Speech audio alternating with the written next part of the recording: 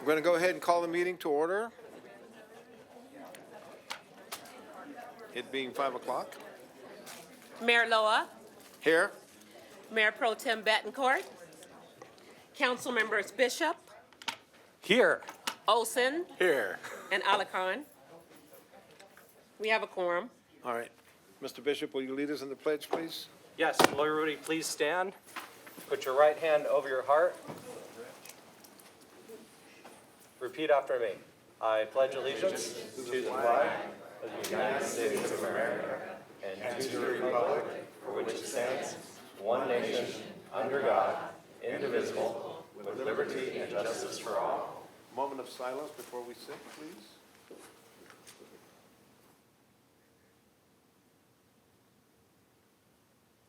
Thank you, Mr. Bishop. And that's in the memory of all of our first responders and our military around the world.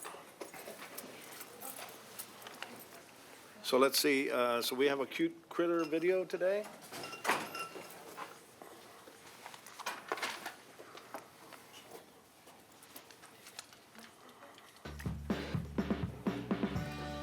The record will reflect Ms. Alarcon is present.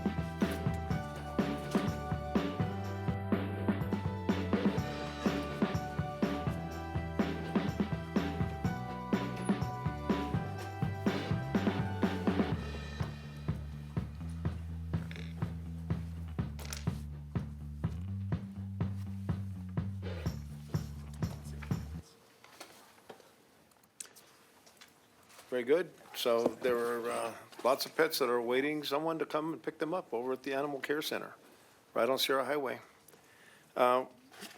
City Clerk, would you please acknowledge the observances for the month of March? The City of Palmdale would like to acknowledge the following observances: American Red Cross Month, Women's History Month, Employee Appreciation Day, March 7th, International Women's Day, March 8th, and Cesar Chavez Day, March 31st. Thank you. Great, thank you very much. What we're going to do right now is a little bit out of order. It's in order for us to do this, but it's a little out of order as far as our sequence is concerned. We're going to recognize the Palmdale High School varsity football team for winning the CIF Southern Division, Division 12 title, and the Highland High School varsity football team for winning the CIF Southern Section Division 9 title. And we're, yeah. All right. Those two football teams, in the face of a lot of adversity and very competitive sections that they belong to, are champions here in our city. They bring us prestige and they bring us honor. And we're going to retire over to Ponce de Leon Square to do this, so everyone's invited to join us over there. So we'll come back as soon as we get that done. Thank you.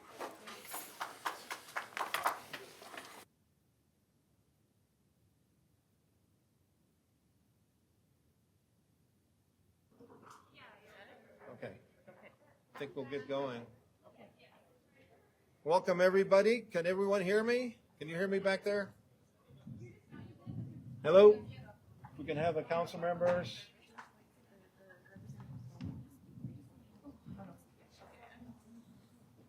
Okay. We're extremely proud, and you, both of you, Highland and Palmdale, bring great honor to the city of Palmdale, great prestige. We value your championships, your positive attitude, and everything else like that. What I'd like to do is to have Coach Coleman from Palmdale High and Coach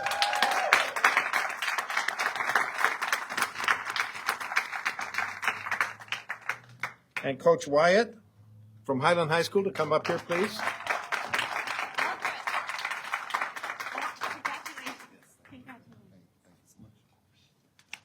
Let's see, do I have a mic to be able to step down here or not?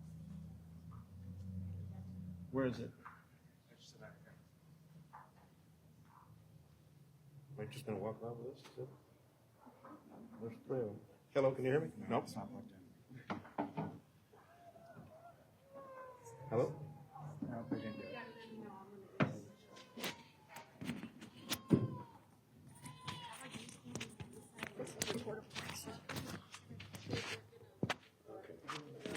I'm going to put it on it myself. Okay. can just yell. No. Thank you for your patience, Mayor.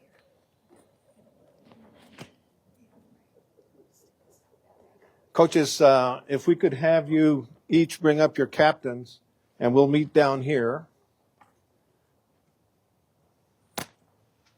And Captain from Highland, what is your name, sir? Jaden Carrillo. Oh, you did? Joshua Suarez. You are the captain. So you're going to determine by this coin toss who's going to get their certificates first. Fair enough? All right. So I've checked with your coaches. It's okay. City of Palmdale side will be the heads. The B-2 bomber will be tails. What do you call? Tails. Tails it is. All right. There you go. All right. CJ. So if we could have you guys stay up here, coaches. All right. If we could have the representatives from Assemblyman Lackey's office, from Assemblyman Carrillo's office, and from Congressman Whiteside's office come down here. And the rest of the city council, would you like to stand here? All right. Well, we have certificates, and we're going to start with who won the toss? Palmdale High School. All right. Can we bring the certificates over here, or how are we doing this?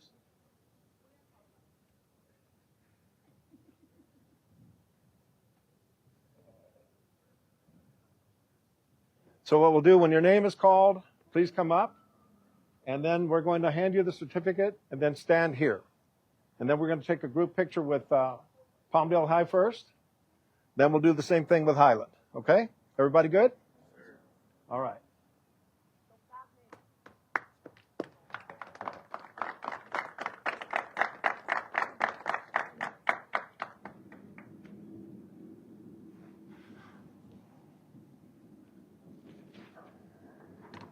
Here's Palmdale High. So here's All right. the coaches. First of all, let's start with the coaches. Dave Alvarez.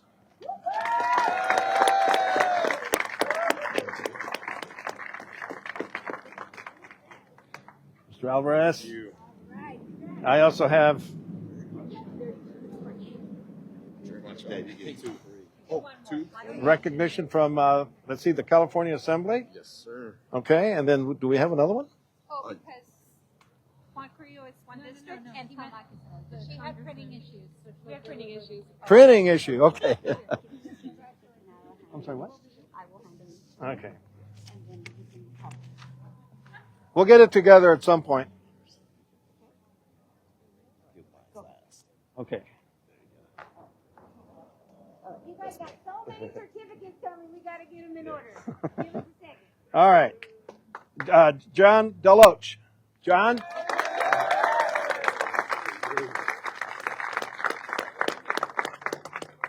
right.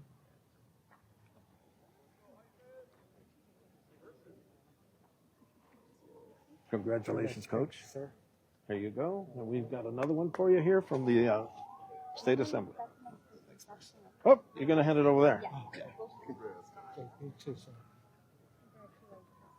Kevin Nadanza.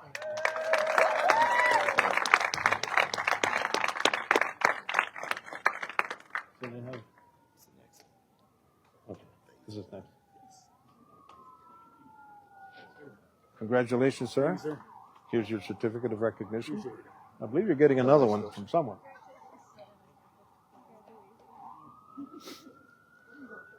Faison Knight.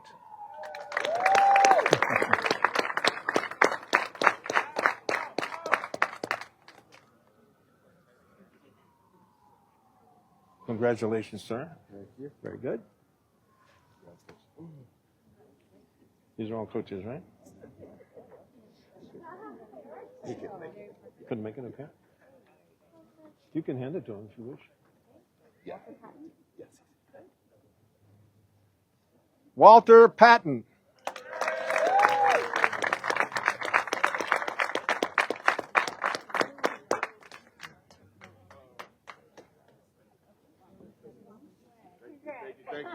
Appreciate you. Oh, yeah. Congratulations, Thank you, Coach. sir. Thank you Appreciate so it. much. Great. Thank you, man. Appreciate it.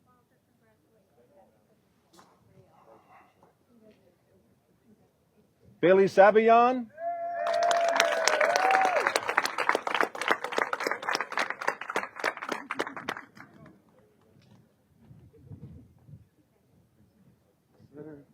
Thank you, Coach. Thank you so much. Yeah, congrats. This is the person next. Coach Anthony Coleman, everybody.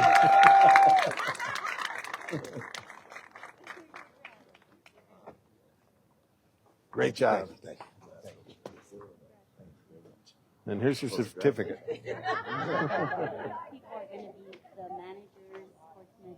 Oh, boy. Okay. So next up is going to be the managers, sports med team, the film crew, ball boys, and team liaison. So we're going to start with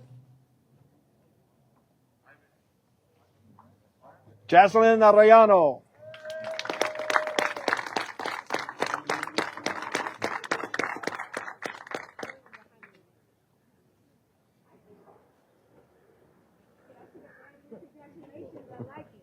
Congratulations. Congratulations.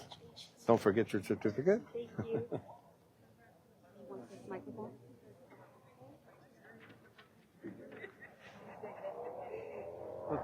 Jocelyn Hernandez. Jocelyn Hernandez.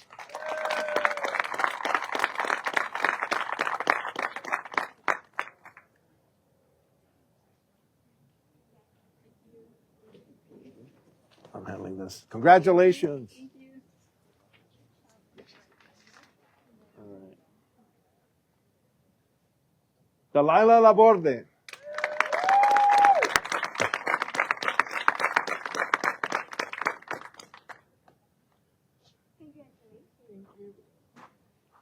Thank you so much. Congratulations. Thank you.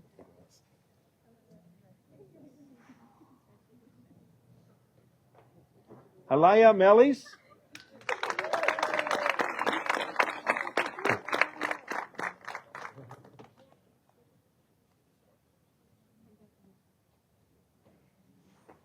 Congratulations. Don't forget your certificate. All right, these guys are all important, but you know, the ones that went out and play their hearts out are the football players. All right? So let's bring them up one by one. Aaron Callahan.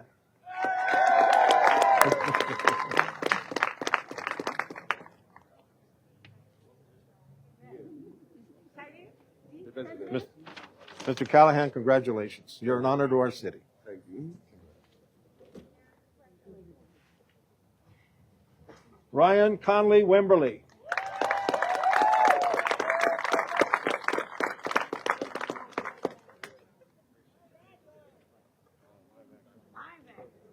Mr. Conley Wimberly, you're an honor to our city. Congratulations. Yeah.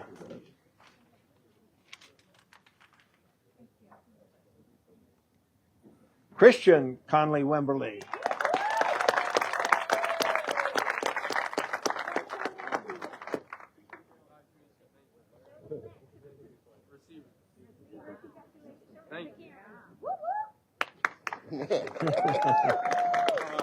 Wow. Thank you. Mr. Conley Wimberly, you are an honor to our city. Thank you. Here's your certificate.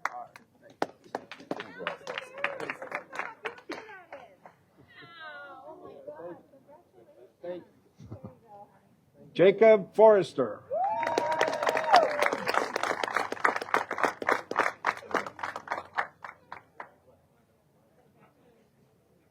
Mr. Forrester, you're an honor to our city. Thank you. Congratulations.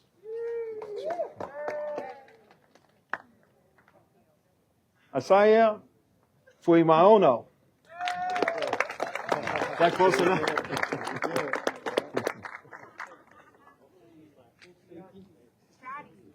Mr. Fuimaono? Fuimaono. You're an honor to our city, sir.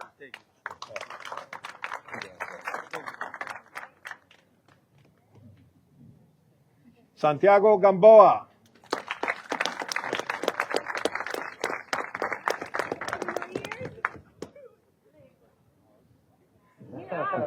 Just to get your specialty is important. Mr. Gamboa, you're an honor to our city. Congratulations.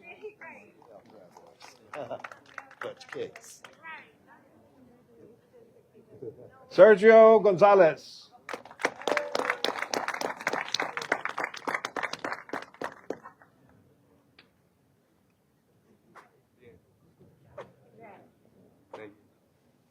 Mr. Gonzalez, you're an honor to our city. Thank you. Congratulations.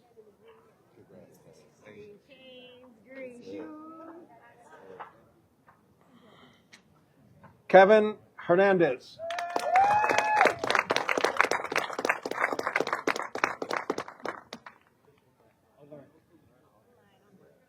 Mr. Hernandez, you're an honor to our city. Congratulations. Thank you.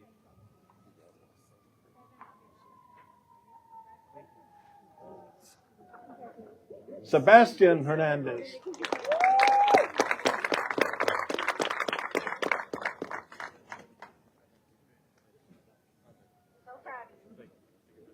Mr. Hernandez, you bring honor to our city. Congratulations. Thank you. Diego Leon. Another man with it. Look at that.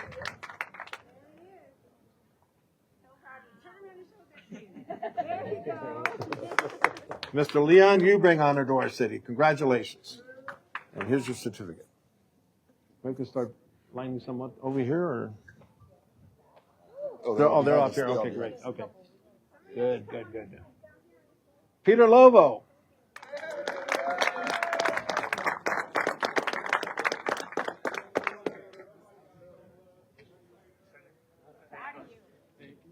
Mr. Lovo, you bring honor to our city. Congratulations.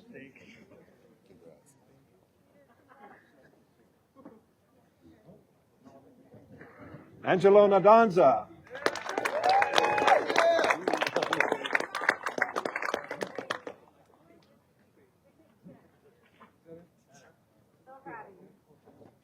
Mr. Nadanza, you bring honor to our city. Congratulations.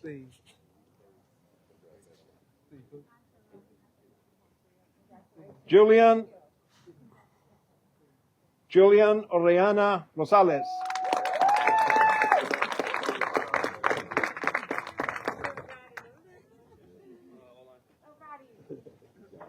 Mr.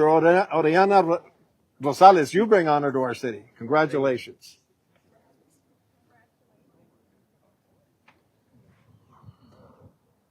Isaac Perez.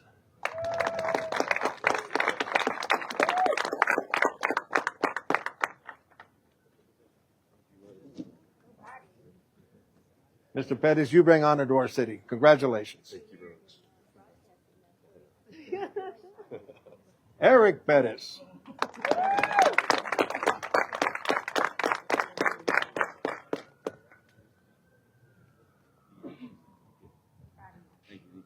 Mr. Perez, you bring honor to our city. Thank you. Thank you. Congratulations. Thank you. Juan Sanchez.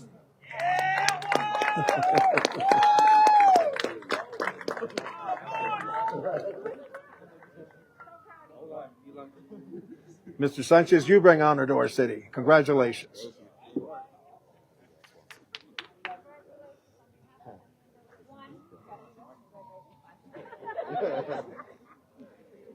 Jesse Santos.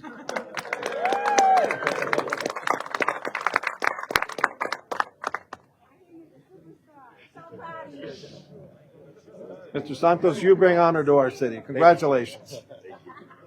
Wrong hat, though. Oh, man. Said wrong hat. Joshua Suarez.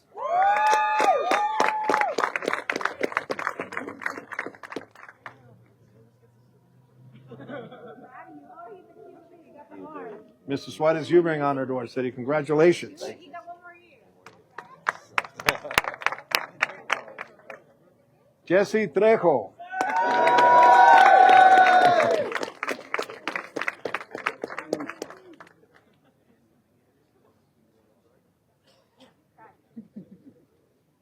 Mr. Trejo, you bring honor to our city. Congratulations.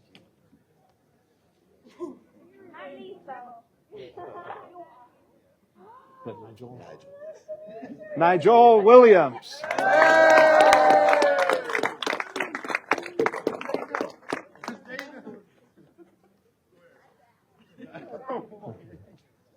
Mr. Williams, you bring honor to our city. Congratulations. Thank you.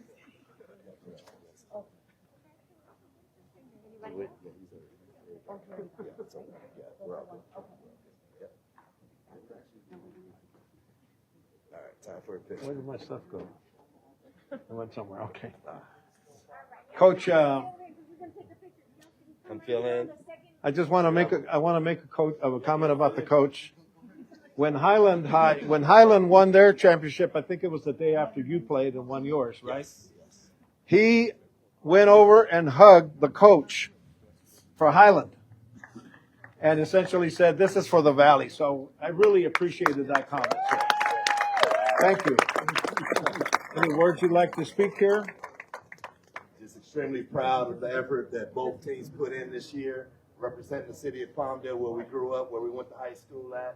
And, we're just excited to bring championships home and make you guys proud. Awesome.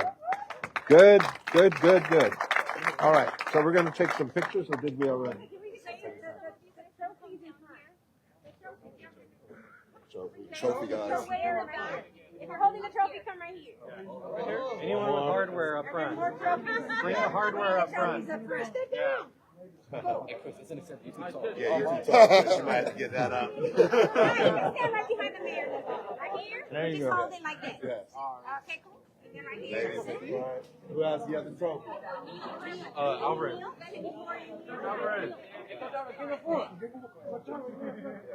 So you go in the front. Here we go. 1, 2, 3. Couple more. 1, 2, 3. Smile again. Lots of teeth. All right, here we go. Thank you all very much. Thank you very much. All right, thank you guys. Thank you. Thank you. Thank you Thank you, very Coach. much. Thank you, Thank sir. you. Oh, Yes. by the way, we tossed a coin, Give you know, that to my for coin the, collection. if I can find it. I know I have it in here somewhere. Austin, what did I do with it? I got it. So on behalf of the city of Palmdale, I'm giving you this challenge coin. Awesome. On behalf of yourself and the entire team, Awesome. for the honor you bring to our city. Thank you very much. Thank you guys very much.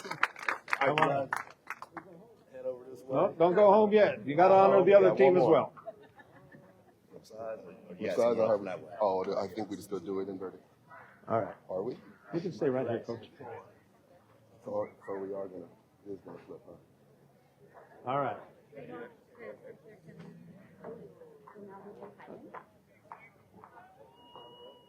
We're going to go with Highland. Ms. Alarcon, are you going to participate on this side? I guess not. They'll get you a safe. So now, Highland High School, you have equally brought honor to our city. The amount of enthusiasm both of the teams brought to your games all the way through. It was a real challenge. It was a real adversity. But you did it. And so, even if you had lost that day, both of you, both teams, you're still champions because you're in the ring of fire and you're representing something honorable. Not only that, but both teams. What these coaches and all their support team in coaching and everyone else on that staff are teaching you lessons for the rest of your life. And that's a wonderful thing. We're very proud of both of you. So, all right, we're going to start with the coaches. That's right. So we will start with the coaches. Coach Justin Wyatt.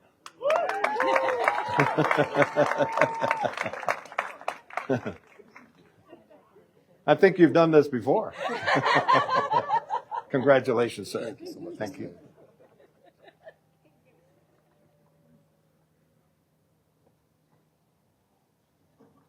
Coach Chris McIntyre.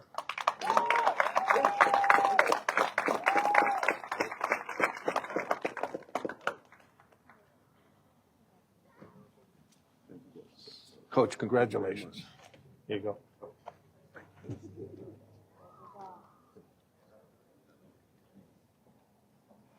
Coach Marcus Pullum.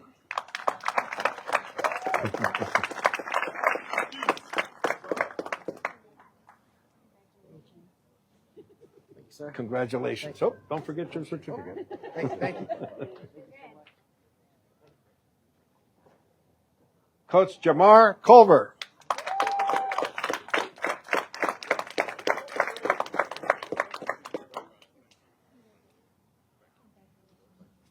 Congratulations, Coach. Right here. Don't forget your certificate. Clerk COVID.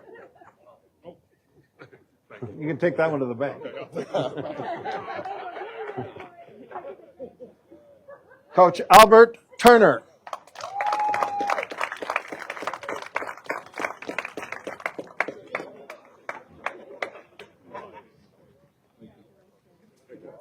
Congratulations, Coach.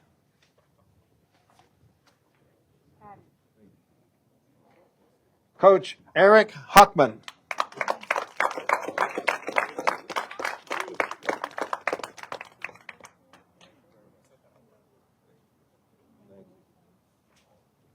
Congratulations, Coach.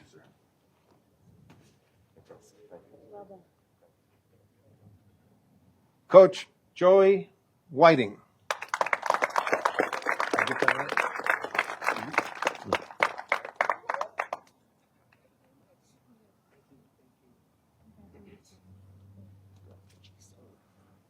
Coach, congratulations. Thank you so much. Thank you.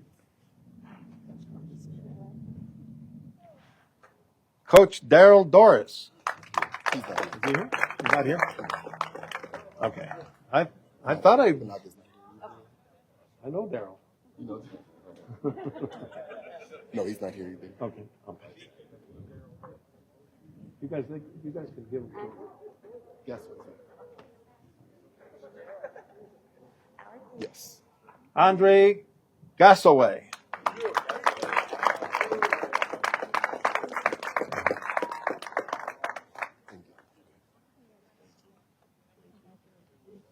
Thank you, sir. Congratulations, Coach. Thank you, sir. Coach? Coach Alex Bennett.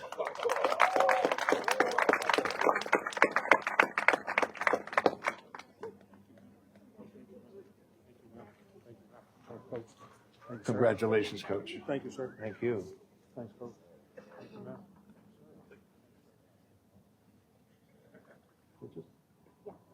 Coach Gil Ramirez.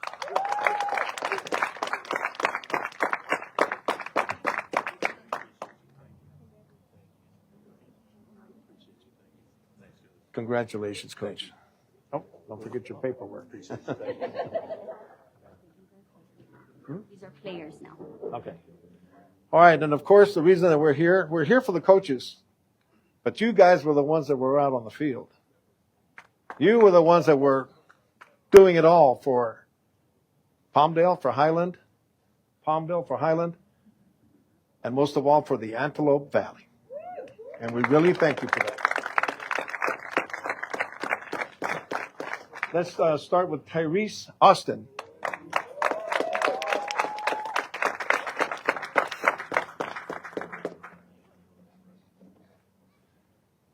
Mr. Austin, you bring honor to our city. Congratulations. Arturo Carrillo.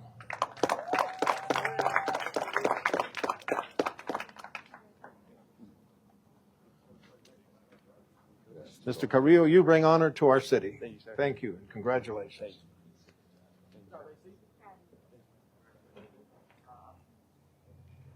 Jaden Carrillo.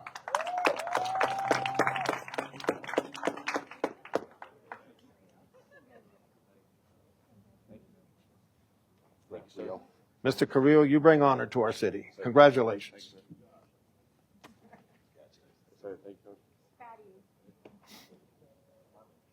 Anthony Florence.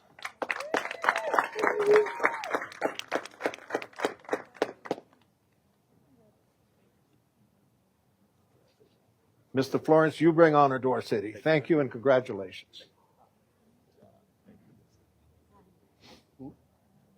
Tashawn Jackson.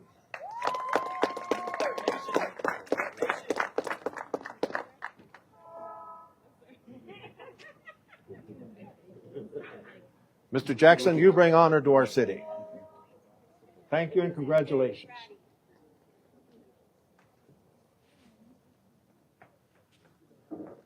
Charlie Jackson III.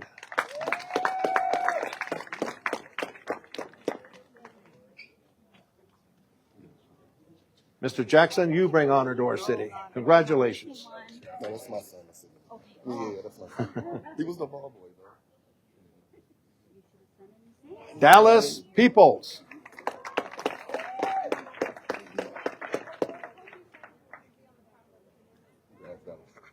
Mr. Peoples, you bring honor to our city. Congratulations and thank you. Thank you.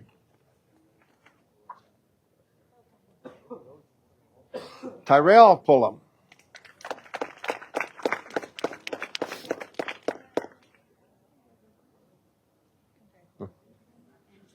Mr. Pullum, you bring honor to our city. Congratulations. Thank you.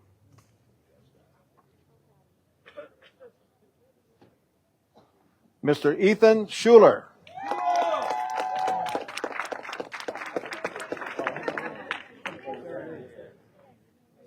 Mr. Schuler, you bring pride to our city and honor. Congratulations, and don't forget your paperwork. Jamari Wilson.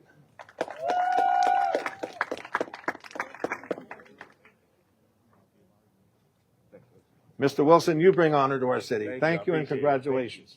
Yes, sir. Is there someone else? No, this is my son. That's Oh, my I son. see. He's eight. One very important thing before I forget. The parents of these champions, would you please stand? Parents of the champions, please stand.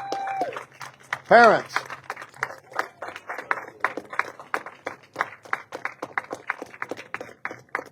Because, young men, all of you, your parents are the ones that actually should take a lot of the credit because they stand by you. They take you to those early morning workouts. They follow you no matter where you go for your football team. And the city of Palmdale congratulates and honors all of you as well. Would you like to address a few words, sir? Yes. As Mr. Mayor just said, we do want to thank all the parents first and foremost, because you guys definitely taxied, took care of these kids, make sure that they had everything that they needed to be successful. Players from Highland and Palmdale, parents from Highland and Palmdale, coaches from Highland and Palmdale. Man, our valley is smiling on us, man. This is what this is all about. I'm an Antelope Valley kid, so this is a beautiful thing. So I'm definitely happy that we're able to bring a couple championships to the Antelope Valley, and that's just the tip of the iceberg. We definitely have more left. Wow, that's wonderful. Go ahead. Before, Yes, sir. from the Highland Bulldogs and our booster club, we want to thank the city of Palmdale and Mr. Mayor for the continued support. So we wanted to give you guys a plaque of our appreciation. We're very honored by that. Thank you. We're very honored by that. So now I'm going to present you with a challenge coin from the city of Palmdale as well. On behalf of the city, there you go for you and the entire team. Thank you so much. So let's take some pictures. No, I said I was in your picture. You go buy my picture. All right, guys, forward. 1, 2, 3. One more time. One more. Thank you. Do we have somebody back there? Did the city get its pictures? City took its pictures? You're good? Thank you. Thank you again. Thank you so much. Thank you so much. Thank you so Okay. much. I appreciate you so All much. right. Very good. Good job, fellas.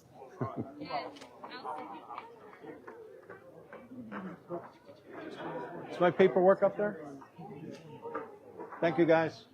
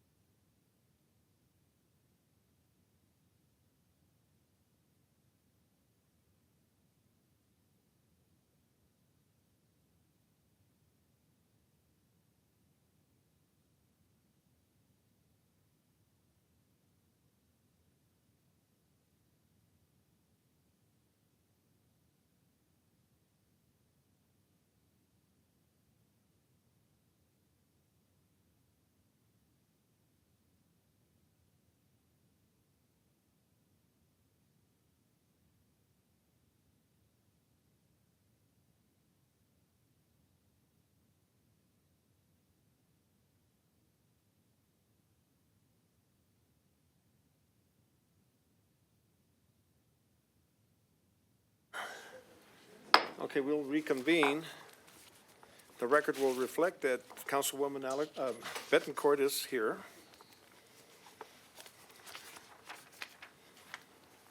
Public Works Department update, 4.2.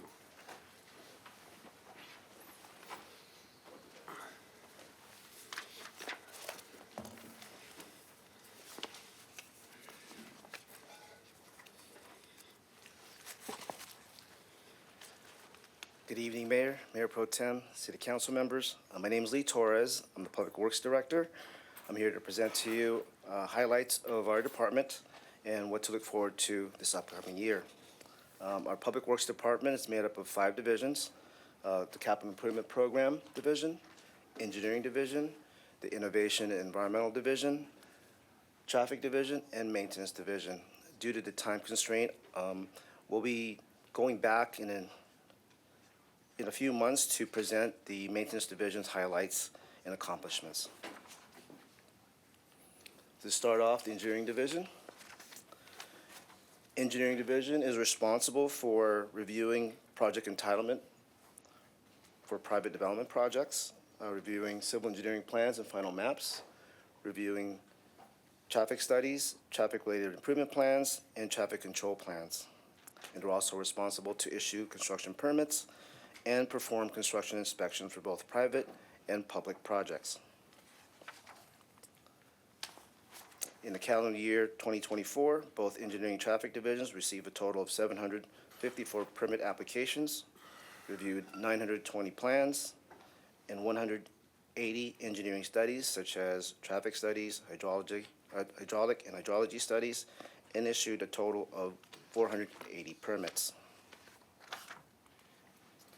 The next division is the Innovation Environmental Division. This division is responsible to oversee the solid waste and recycling program, taking the lead in coordination of the city's illegal dumping program, oversees sustainability and clean energy program, oversees EPIC, which is the Energy for Palmdale's Independent Choice, also oversees the digital equity and broadband infrastructure, and coordinates all the public outreach effort for the above listed programs. With staff's effort, Palmdale is one of 22 California communities to earn the Clean California Community designation, which highlights the city's commitment to several long-term zero-litter policies designed to engage residents to supporting community beautification and environmental enhancements. This is an impressive accomplishment because there's a total of 482 cities, and this represents the top 4% of the cities to be recognized. The next accomplishment is for this division in 2024 is placing Palmdale as number one in LA County out of 236 agencies based on a percentage of annual energy savings, total annual cost savings, incentives reserves and secured, and the total number of projects enrolled with the Southern California Regional Energy Network, SoCalREN. Here's some current and upcoming projects and programs that this division oversees: the Power Choice, which is EPIC's current residential program; the Power Choice Battery, which is a program for current solar customers to be able to add battery backup systems to their existing system; the Power Choice Plus, which is EPIC's commercial customers that can take advantage of the solar and battery systems with no upfront cost; Power Choice Home Builder is EPIC is expanding the Power Choice program to home developers in Antelope Valley. And some of the projects the division has initiated and overseen is the McAdams Park EV charging station. This project installed 12 new charging stations, expected to be completed and operational in upcoming months. The next project is Avenue S East Park and Ride, proposed installation of 1 additional Level 3 fast charger at the site to bring a total of 5. We are currently working with executing the amendment with EBCS, and we'll be getting the project ongoing as soon as possible. And the last 2 programs that they oversee is the Digital Art Contest and Device Distribution. The Digital Art Contest will be hosted by the city in April, focusing on nature and awarding prizes consisting of laptops with drawing tablets and art class from local artists.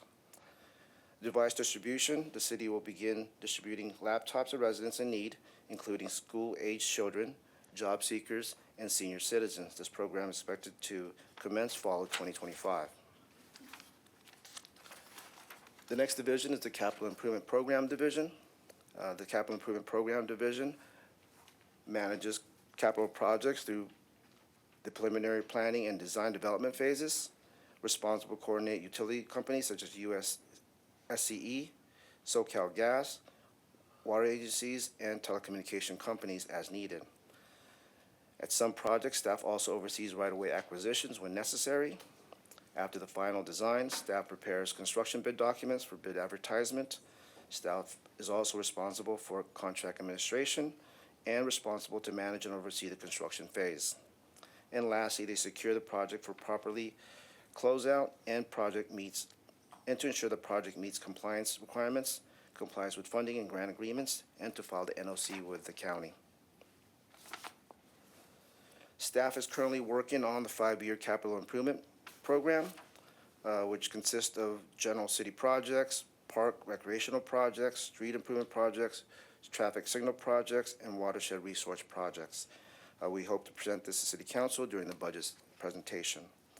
Please note the projects I'll be presenting tonight is not the complete capital improvement list. Due to time constraints, I'm only sharing some of the notable projects. Here's a list of completed projects in 2024. Chipotle Cultural Center facade, stucco, and roof repair. Avenue R 10th Street West pavement rehab project. Rancho Vista Boulevard Armfield traffic signal. Avenue R 45th Street traffic signal, and Oasis Park Recreational Center generator project. Here's a list of current construction projects. 40th Street East Avenue S roundabout is substantially complete. The street closure was lifted and was opened last Monday. They are now working on punch list items. Avenue R ATP project. This project is also substantially completed. We have 3 remaining service pedestals to be installed by SCE. Next project is the North County ITS, it's an integrated transportation system, phase 4. This project is anticipated to be completed in May, waiting for SCE to complete services. Next project is the citywide street resurfacing project. Majority of the paving of this project is complete except for a segment along Avenue R at the railroad tracks. We're waiting for a contractor to complete their railroad safety training, and we'll get them remobilized in mid-April. Yellen Park renovation project is tentatively scheduled for completion in June. The majority of the work remaining related to the landscape improvements. Next project is a traffic signal modification project located at Avenue M and 20th, and also at Avenue M and 30th Street. This project is anticipated to be completed in June. The next project is citywide pavement Cape Seal project.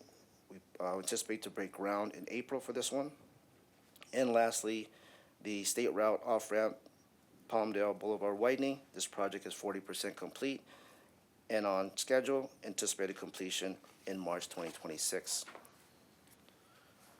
So with all the completed projects and substantially completed projects, we paved approximately 26 lane miles of roadway. We installed 6.2 lane miles of bike lanes, constructed 92,000 square feet of sidewalks. So if you wanted to average out of 5-foot sidewalks, that's approximately 3.5 miles of sidewalks constructed. Constructed 78 new 88 curb ramps, 16 88 pedestrian push buttons, 125 new street lights. Majority of them are along Avenue R. 49,000 square feet of new landscaping, 60 high visibility crosswalks, 16 new traffic signals, and 7 roundabouts. So again, here's more upcoming projects. Avenue R8 Street Improvement Project. We plan to advertise this project shortly. City Pavement Cape Seal Project. This project is ready to go out to bid this week. The Palmdale Boulevard Pavement Rehab Project. The bid documents is being prepared, and we hope to get this out within this month. The McAdams Park renovation and Corson Park renovation projects are in the final design phase. We'll be conducting constructability review and with bid advertisement scheduled for sometime in May. And lastly, the Dominic Massari Park Ball Field. Staff will be preparing the bid documents and bid advertisements sometime in May as well. These are another list of projects in design and planning phase. The EOC, Emergency Operations Center tenant improvement project, and SAFE's tenant improvement projects are both design-build projects approved back in December, and we anticipate the design to be completed in fall 2025. The Highway Safety Improvement Project, Signal Modification Pedestrian Improvement Project is currently ongoing design as well, and we hope to finish this design in fall 2025. The 45th Street Sewer and Storm Drain Project, the design of the sewer is completed, and we're working on the design of the storm drain, and that also would be completed in fall 2025.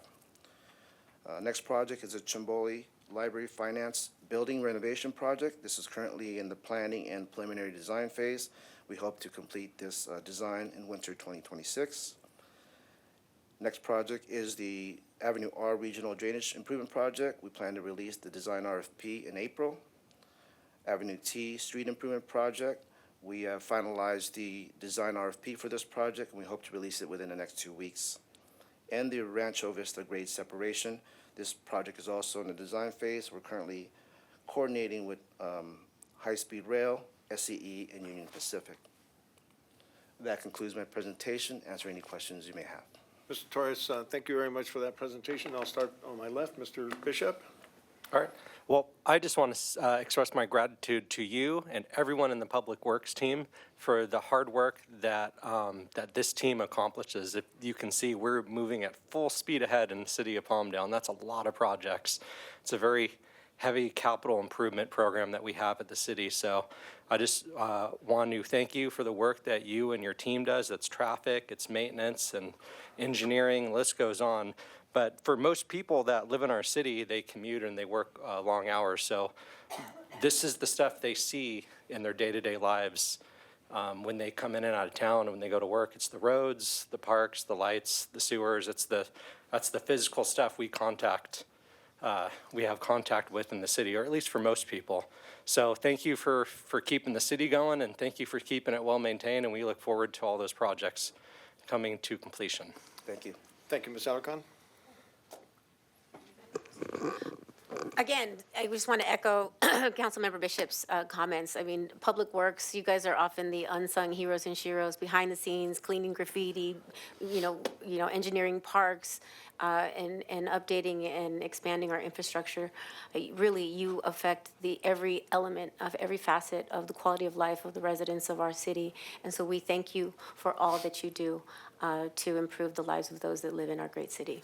You guys are amazing. Thank you, Ms. Alarcon. Mr. Olson? Same. Thank you to you and to your team. I think this extensive list of projects shows that the city is investing back, because that's a lot to take on, and that, quite frankly, is a whole lot of money to spend and approve. And other municipalities might be a little hesitant to take on so much, but we have faith in our team, and we love this city, and everything's coming up Palmdale. Thank you. Mayor Pro Tem Bettencourt? I want to just reiterate what everyone else has said, but it's really important. I want to thank you for doing this presentation, because a lot of residents say, what are they doing with my money? Where are they spending my tax dollars? And that's why these presentations are so beneficial, because now the public can actually see what we're doing with their tax dollars. So thank you for all the hard work you do. Thank you for keeping Palmdale flowing and beautiful and clean. And thank you for this presentation. Thank you. And I echo what everyone else said as well. And you're relatively new to our city, but I think you're seeing that there's a challenge, but it looks like you and your team are meeting the challenge and keeping us going in a forward direction as powerfully as we possibly can in Palmdale. So, Mr. Torres, thank you so much for everything. Thank you, sir. Okay, so now, Madam City Manager, are there any items to pull from the agenda? Okay. Madam Clerk, would you please play the public comment code of conduct and read the public participation statement? Ladies and gentlemen, may I please have... We're trying to get your attention, folks. I can't hear anything. What? your attention. The meeting of the Palmdale City Council Too loud. is now Split the difference. Now be read, and we request that you comply with it to ensure the efficient administration of the meeting. Members of the public, it is your right to participate in today's City Council meeting, and the Council encourages such participation. However, the right of the public to address the Council must be balanced with the need to ensure that public comment does not interfere with the orderly course of the Council's business. All are reminded to abide by the following rules. Speakers must cease speaking immediately when their time has ended. Public comment on agenda items must relate to the subject matter of that item. General public comment is limited to subjects within the jurisdiction of the council. Public comment does not include the right to engage in a dialogue with council members or staff. Please remain respectful of the forum and refrain from uttering, writing, or displaying profane, personal, threatening, derogatory, demeaning, or other abusive statements towards the council, any member thereof, staff, or any other person. Members of the audience should be respectful of the views expressed by speakers, staff, and council members, and may not excessively clap, cheer, whistle, or otherwise disrupt the orderly conduct of the meeting. Any person engaging in conduct that disrupts the meeting is subject to being removed from the council meeting. Finally, if you witness conduct or behavior by other members of the public that disrupts your ability to remain engaged or participate in this meeting, please notify city staff. Thank you for your cooperation. Now is the time for public participation on Section 6, items 6.1 through 6.6 in its entirety. There are no speaker cards in my possession, Mayor and Council. Very good. Are there any speakers wishing to speak that are not on there, on the card? There are none. I'll move to approve. I'll second. Very good. Council, would you like to pull any item from the consent calendar? Nothing.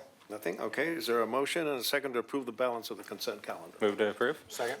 Mr. Bishop first, and was it Mr. Olson second? I have it, Mayor. Start voting, please. Motion passes unanimously. Thank you so much. That brings us to item number 7, public hearing. At this moment, we will then open the public hearing.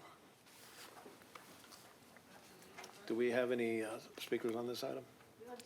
I'll read the ordinance and the resolution. Okay, we're going to read the ordinance and resolution number, okay?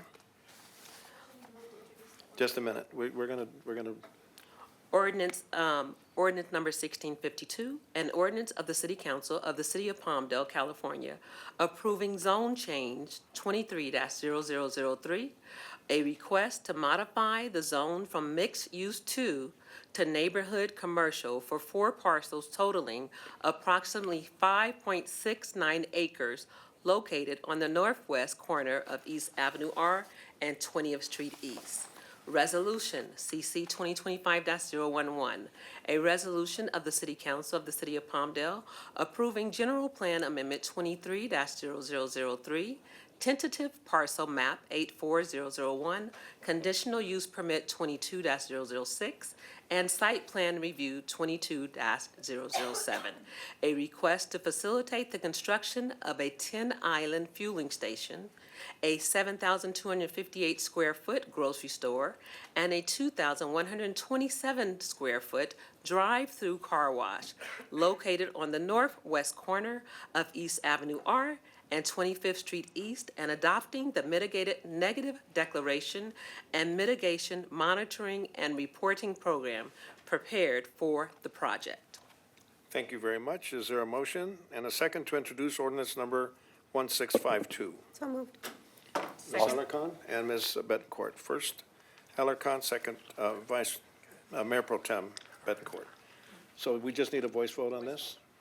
All in favor? Aye. Any opposed? Okay, very good. So we'll call on staff to provide a report at this point. Ms. Magaya, how are you? Good, how are you? Good. All right. Good evening, Mayor, Mayor Pro Tem, and members of the City Council.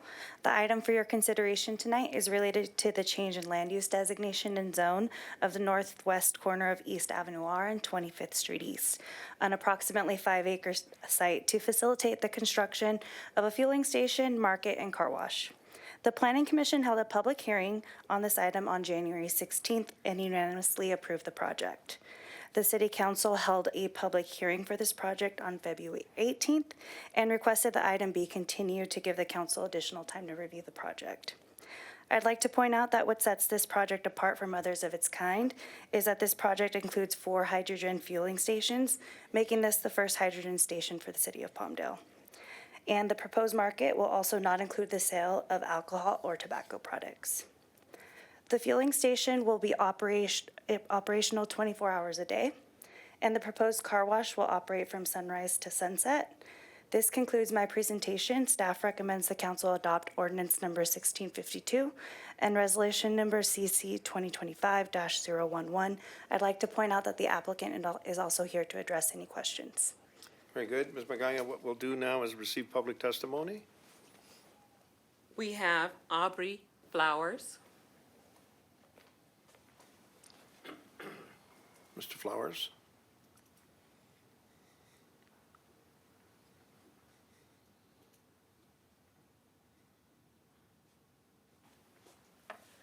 Good evening, ladies and gentlemen of the Palmdale City Council. There are 2 questions that need to be answered regarding this project. 1, who do you represent? The developer that wants to put a fueling station right next to a school? Or do you represent the citizens of Palmdale, the employees of Palmdale High, more importantly, the students that don't want a fueling station right next to the entrance of the school, causing high traffic and danger? Question number 2, why was this ill-advised spot chosen for such a development? Clearly, there are other locations that are more suitable. Why did you jump through so many hoops, like enacting a zoning change just to allow a business that previously wouldn't have been allowed? Nothing has changed on that corner that would warrant such an action. We don't care about your studies or your reports because common sense should tell you that a fueling station should not be put next to a school. We've all had the experience of trying to navigate a busy area full of pedestrians walking in front of and around your car, and you will be causing this to increase exponentially 5 days a week, 10 months a year. It's a tragedy awaiting to happen. We don't believe your reports that for 10 months a year and 5 days a week of exposure to diesel trucks coming to that corner to refill fuel tanks and replenish the store will not have an environmental impact on the area, which includes Palmdale High. The noise, the increased traffic are just 2 reasons that fueling stations are not put next to schools. Councilmen, councilwomen, we implore you to find another location for this development and do not put gas next to class. Thank you. Thank you, sir. Next speaker, We have Mabel Flowers. Ms. Flowers.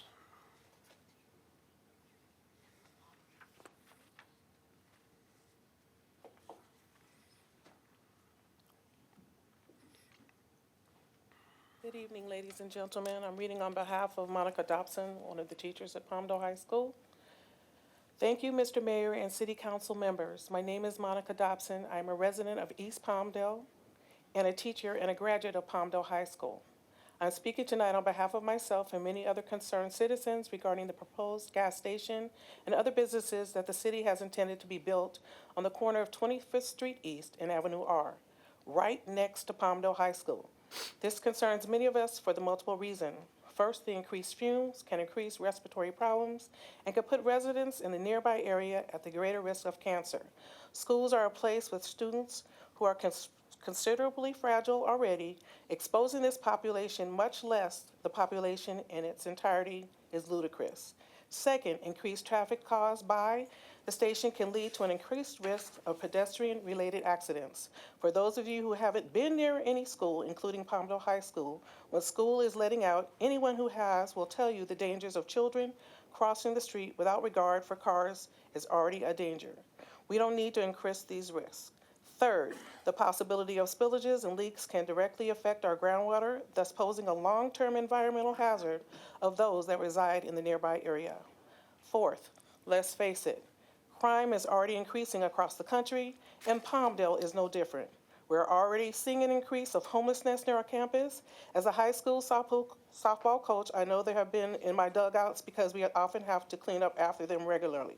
Placing a gas station next to the school will potentially increase this presence, along with the presence of drug dealers and theft right next to the school. As a member of this community since I was in 4th grade and a teacher in this community now, I implore you to reconsider the placement of this proposed gas station and the businesses and all the dangers that come with them. Thank you, including hydrogen pumps and safety explosions.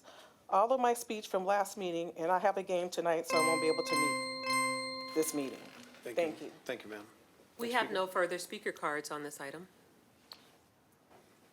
Marcia?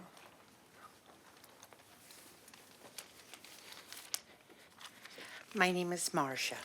Good evening. At the last meeting, as a recap, Councilmember Bishop, while in favor of the zoning change, used this example. If that change is not implemented, possibly, or maybe, or there is a chance that the state might or could require dense housing to be built on that property. So our council should approve the 24-hour 10-pump gas station to keep the possibility of needed housing unavailable to our citizens. Avenue R, Terra Sabita to 70th East, has no gas stations on it. It is truly a residential street. There are already a few markets, and on the east side, larger businesses. What's of more note, of course, is all the homes, and more important, within a block or actually on Avenue R are approximately 8 schools. There is absolutely no reason to allow a gas station to be built. There are 5 stations on Palmdale Boulevard between 20th and 30th East, 2 of them down the same block on 25th East. Palmdale Boulevard, actually Highway 138, is a major retail artery. That's where gas stations belong and are. This is not about a gas station versus housing. It's purely about the issue of allowing a business that is not required or needed and will create a toxic environment for the neighboring residents and students. Thank you. Thank you, ma'am.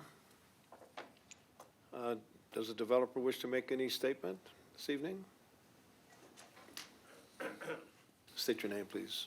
Yes. Good evening. Michael Ramirez on behalf of Beyond Food Mart. Thank you. Good evening, Mayor, honorable council members. Yes, we heard some of these comments the last time we were here.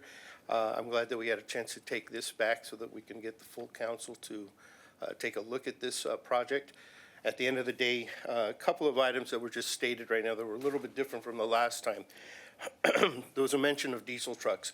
This is in a residential area. If there's diesel trucks going through there, I think your code enforcement people are going to be the ones to control that. This station is not set up for diesel trucks. It's going to be primarily for residential consumer customers. The whole grocery concept that we're providing at this time is not meant for commercial truck traffic. With regards to the explosions and the fuel leaks, this is a modern station. It's not one of the old ones. All these tanks are double walled, so they're the highest design standards that the state of California requires for these types of stations. As to explosions, I can't comment on that. No one can tell what the future is, but at the same time, it's not going to be the purpose of our operations there. We've never had an explosion. In the 40 years that this firm has been operating, multiple different types of fuel stations. So I can only rest on that science to say that that's highly unlikely. All right, very good. Before I call for a motion to adopt the ordinance, you're done for now, Mr. Ramirez. Oh, thank you. I think there's been a question raised about whether anyone on the council has any kind of a conflict of interest. And I'd like to have the city attorney address that issue. Thank you, Mr. Mayor. we always are careful in addressing ahead of time conflicts. We want to have a transparent and have the community confident in the council's action. I'm not that bad.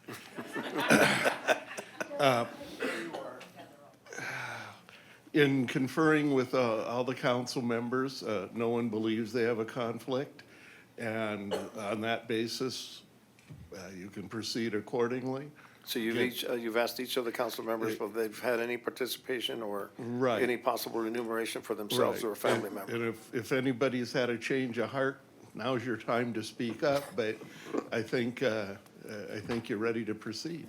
I mean, if we don't need to beat around the bush. If the question is, do I have a financial interest in Beyond Foods? The absolute answer is zero. Have I Okay. ever had a financial interest in Beyond Foods? No, Anyone in your family? zero.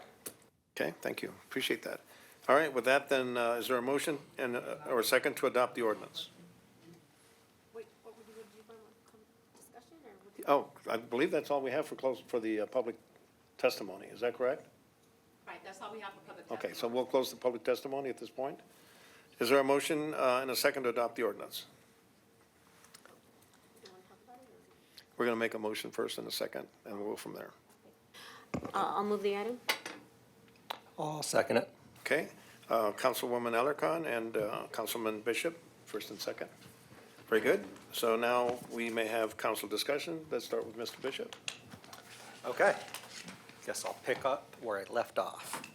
So the last couple of weeks, I've been thinking about this a lot and asking people and kind of weighing it out and taking a look at the maps and looking at everything. And I would say, yeah, I'm not crazy about the idea of a gas station going there. It's tough. I've been at this position I've been on council for 10 years, and getting development to happen in Palmdale is a very difficult thing, especially when only fragments of the city have been built out. And then we do a zoning change, and that particular parcel, along with others, it's zoned something that doesn't financially pencil out. So that's zoned for, let's say, a shopping center. But you need X amount of rooftops to trigger a shopping center. It's all done with underwriting, and the companies know.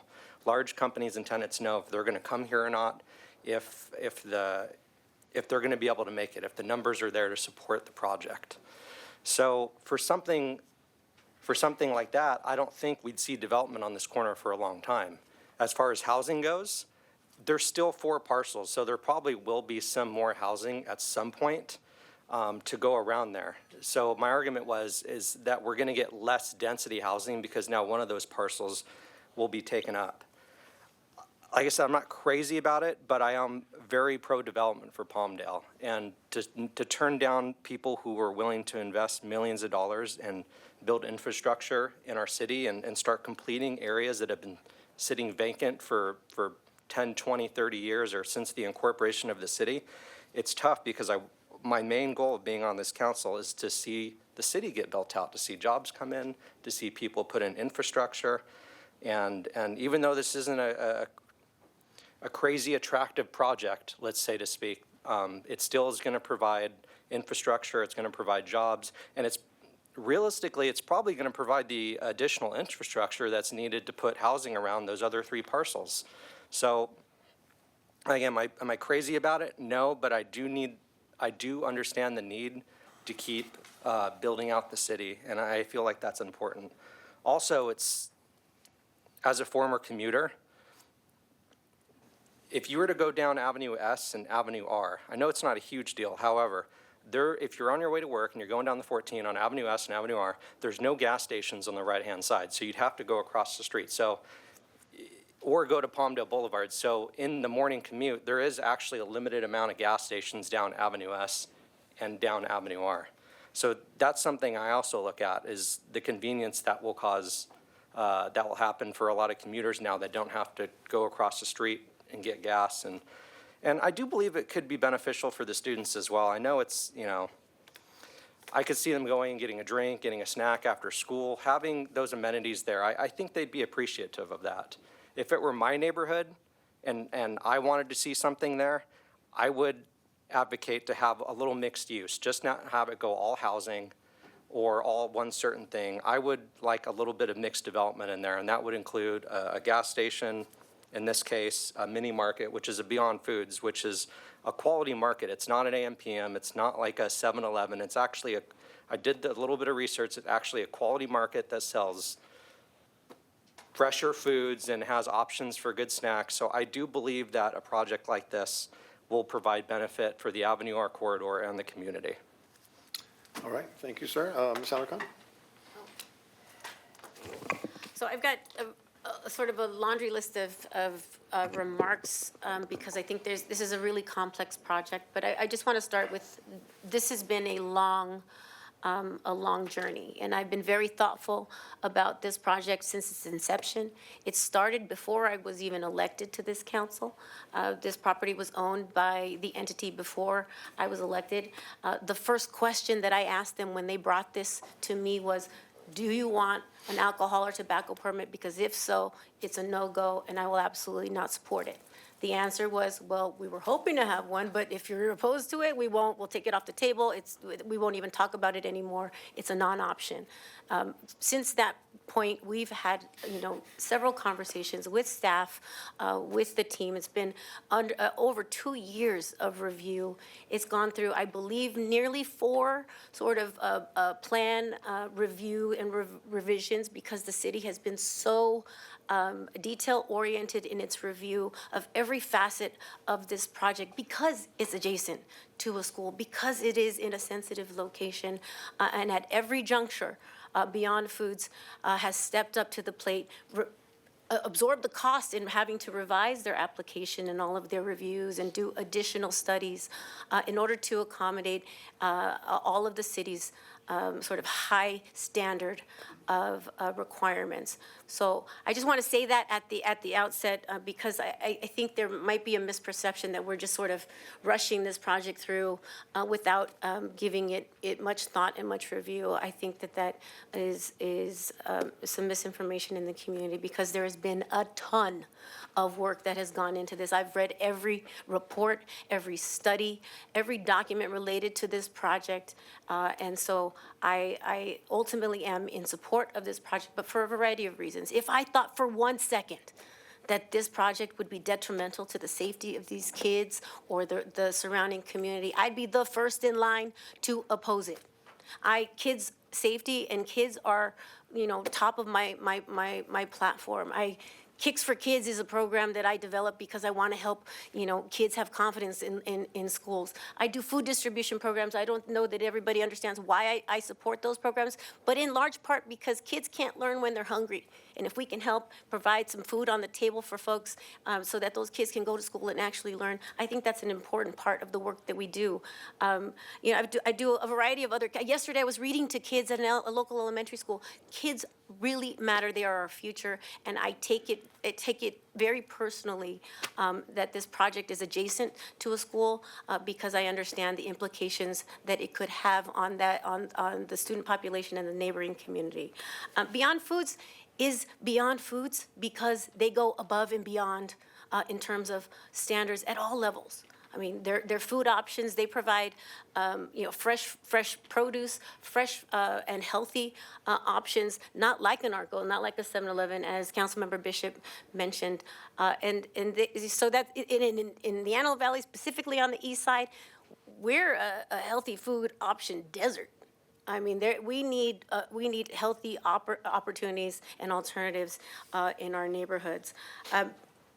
Again, the project review has gone through, there's like a laundry list of organizations that have reviewed this. The city, we've had the city engineer, planning, business development, traffic, public safety, legal, LA County Fire, the AVA-QMD. It's gone to the California Air Resources Board, California Department of Fish and Wildlife, California Highway Patrol, the Toxic Substance Program, the Health Department. I mean, there's 2 pages of entities, governmental entities that have reviewed this and have all come to the same conclusion that there are no negative implications with regard to traffic and with regard to emissions in that area. That's why in the CEQA study, specific to those sectors, there are no mitigation requirements.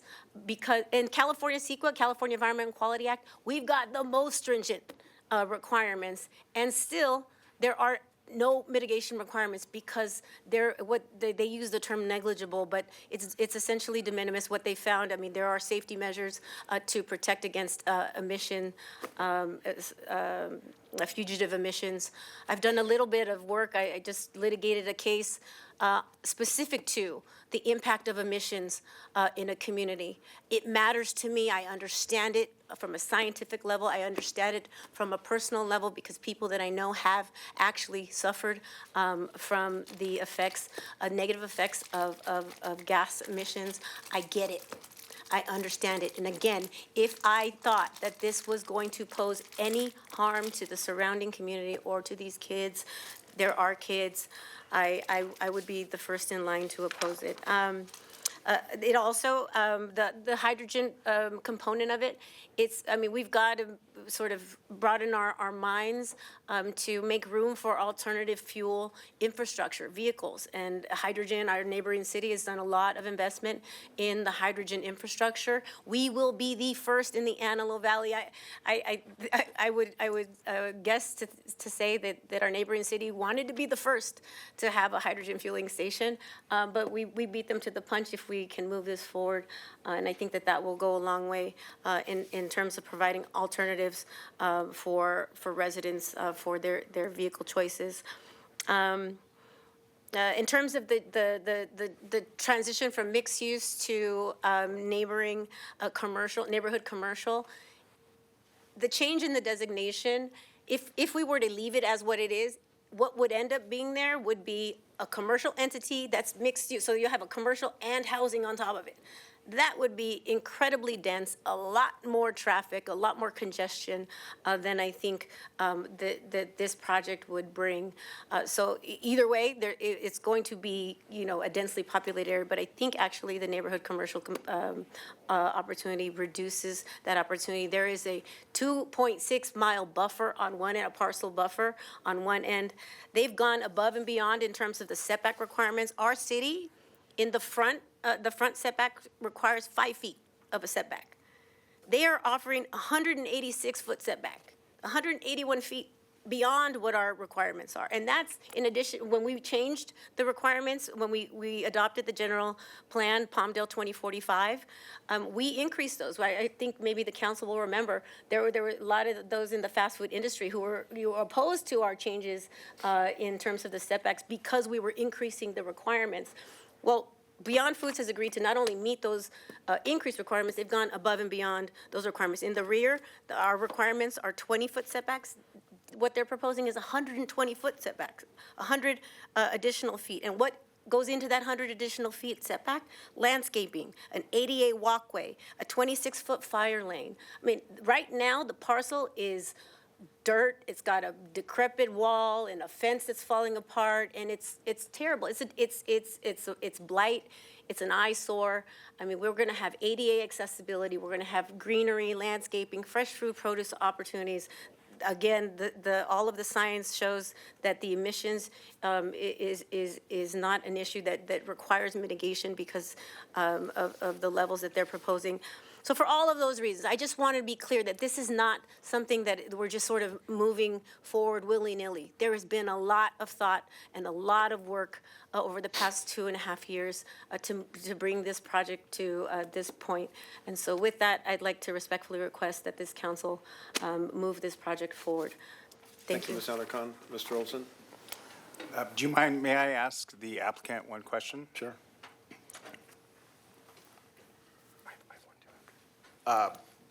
Thank you for being here. So I know that you've made a lot of concessions to move this project forward, as the councilwoman indicated, no tobacco, no alcohol. When you brought this project forward, I'm sorry, I don't know the full history of it. Did you bring it forward with hydrogen pumps included, or was that also a concession that we asked for?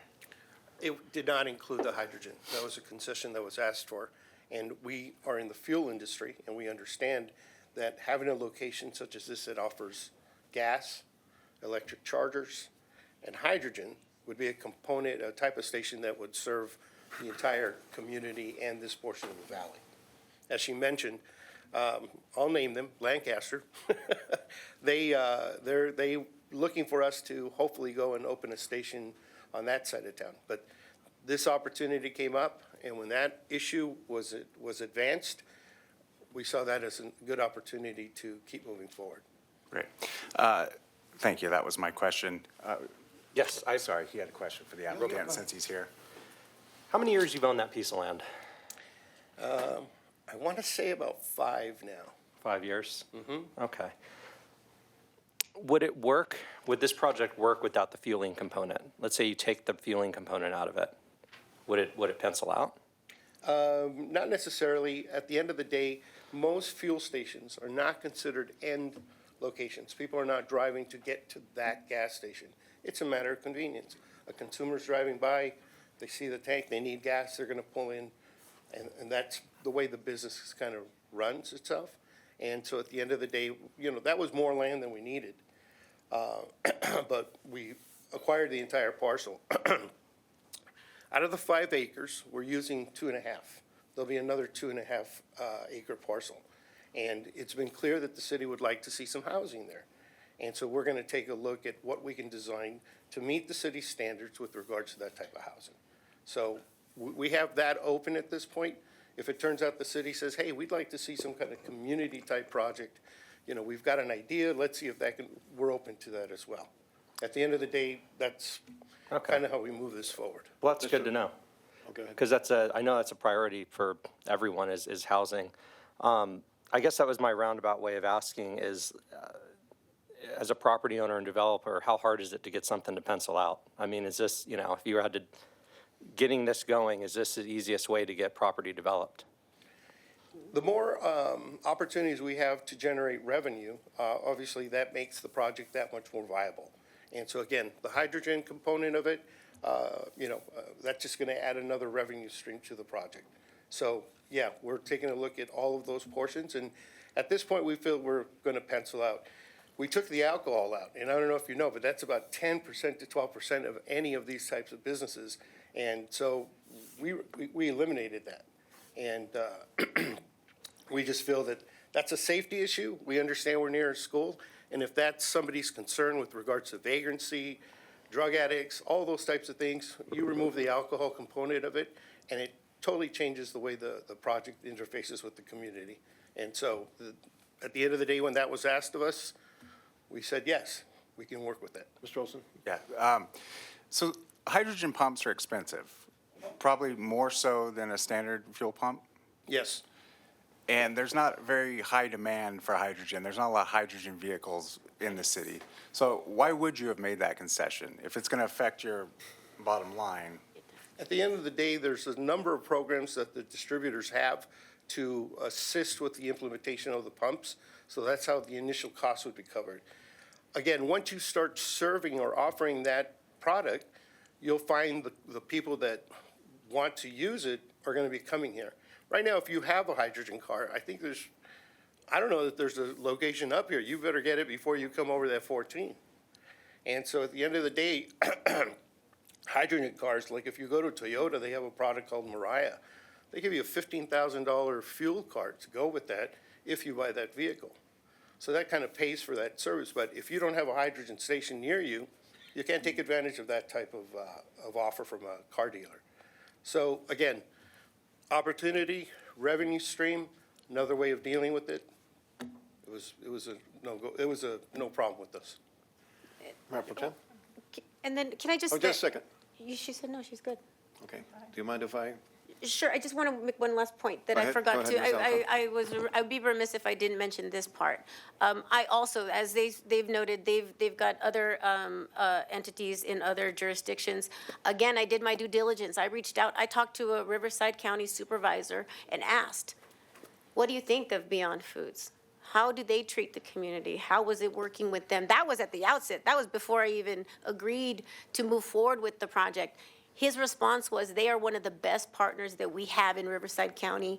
You would be remiss if you didn't capitalize on the opportunity to work with Beyond Foods. They become a partner with the county. And in fact, before it went to planning, They already reached out and said, what can we do as this moves along? We want to become a partner with the city and local entities. They specifically asked for a list of all of the veterans organizations in the city of Palmdale because they really want to help and support the local veterans organizations. They also specifically asked, what can we do to help Palmdale High School and maybe their student organizations or their work? And I said, let's talk about it.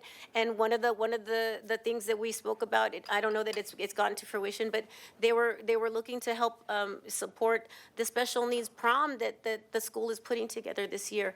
I say all that to say they're not just a business entity, bottom line revenue. They will be a partner with the city, a productive partner with community organizations, and I verified that in talking with other folks that have long history with working with them. So Ms. just Alarcon. wanted to add that. Thank you.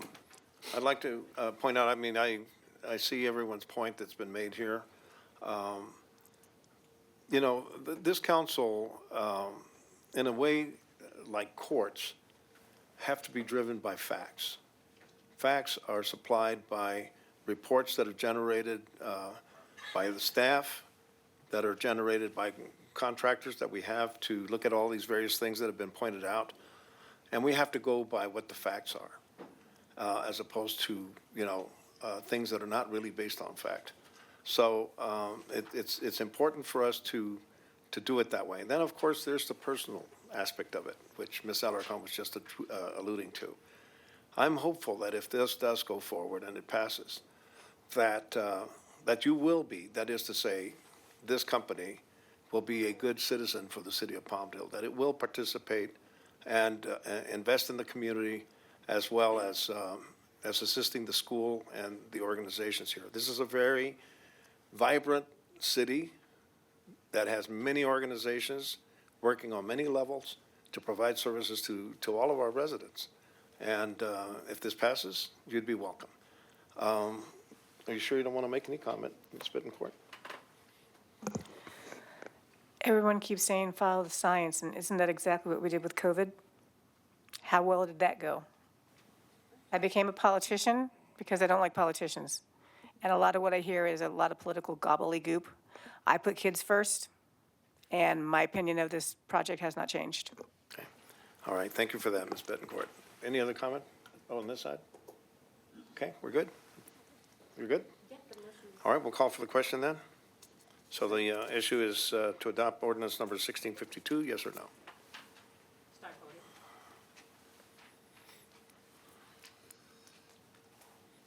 One more. Somebody's not voting yet? Yeah, I was thinking. Motion passes.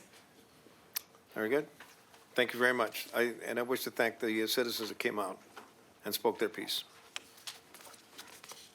All right, so that will now move us to the city manager's report. Good evening, Mayor and Council. If you'll indulge me for a few moments, we would like to recognize, we had about 100 people join us for the Seasons of Service Desert Cleanup at Barrel Springs on February 22nd. So that was a great, we're going to follow up with another one on Saturday, March 15th at Corson Park, so please join us there for that. We are going to be celebrating Slice House grand opening on Friday, March 7th, over off of 10th West and Rancho Vista Boulevard. And also celebrating this week Employee Appreciation Week. We could not be so successful without our small, in comparison, but mighty team of staff here at the city. They're working round the clock and very, very hard on behalf of council. So if you see them this week or in the community, please thank them. We will be celebrating them all week with various treats and things like that. I'd like to invite up two of our staff members to present awards to the council, Carrie Smith and Lee Torres. We've got some good news to share with the council and the public. It's always great to have good news, especially if it's money.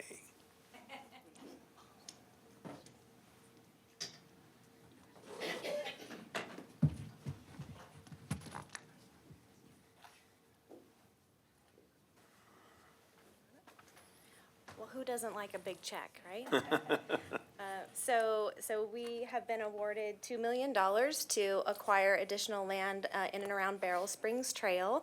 We are one of 13 organizations that were awarded grant funds, and one of 4 that received the max $2 million award, so really proud of that.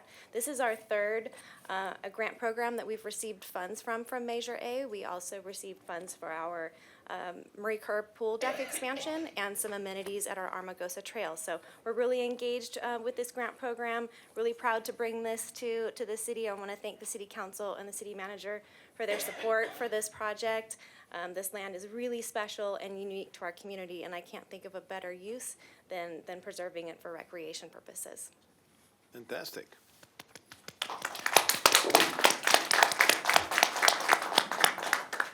Mr. Torres? Oh, is that a separate recognition? Yes. Okay. It's 2 different So, are there any comments on the $2 million that we're getting from the? Yeah, I just want to thank all parties involved. I want to thank the county. I want to thank staff for making this possible. Beryl Springs is a very special place in our community. A lot of us actually met Eric and our housing commissioner, Christina Fragason. She's out there. We spent, I think, was it 3-4 years ago? We all gathered out there, and we started 4 years ago. We started cleaning the desert because unfortunately there was a lot of desert dumping happening over there. Yes. But it was a good thing in a way because it brought the community together.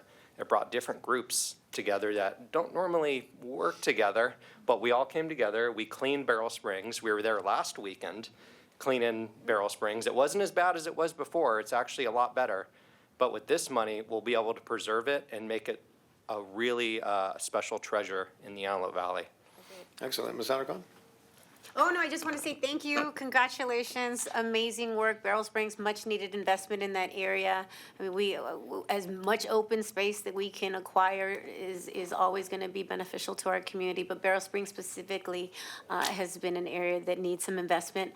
Part of it's in my district, so I'm so excited to see it come to fruition. Thank you for all of the work that you've done in terms of leadership of the department, but for all of those who have had a hand in bringing this money to our city. Thank you so much. My pleasure. Yeah, I'm really excited. And I want to mention Sophia Reyes too. She's the property mongers that helped us put this together. So. Very good, very good. Thank you. Mr. Olson? No, as Councilmember Bishop said, I think it was 3 years ago before I was on this council, we did 31 cleanups in 1 year. And so that was the thing. There was a previous mayor of this city that told me that it was too difficult because of liability purposes. So I started that nonprofit, got liability insurance, and just started cleaning. And people would say, you know, when you do it, next week there's more trash there. And it's because we're going to do it anyway, because we're going to show everybody that we have pride in our community, and we're going to inspire others to have pride in the community. And Beryl Springs has been a center point to that. There was hundreds of volunteers. And we went, I think, maybe a year without touching Beryl Springs. It was November. Hold on a second. Last year. Okay. So we did another one a year later, and we had over 100 volunteers show up. So Beryl Springs is a very special place to this city, and I think this council has shown that we're committed to preserving it and making sure that it's a vital part for all to enjoy. So thank you for your work. Mayor Pro Tem? I want to say thank you, and thank you, Sophia, for making this happen. It's well-needed money that we can put to good use, and I want to thank you, Eric, for your organization, and you, Christina Fogensons, for all the work that you do. You need to be recognized, both of you, for your efforts in starting the desert cleanups. It's really improved our city tremendously, so thank you all. You're both to be congratulated, and Ms. Briones as well, and all of your staff. How many cities and entities were competing for these particular awards? I don't know the total number that submitted applications, but only 13 were successful. And there are, what, 88 cities in the county of LA, plus all the unincorporated areas? Correct. So Yeah, we got the maximum award of $2 million. And It's a great project.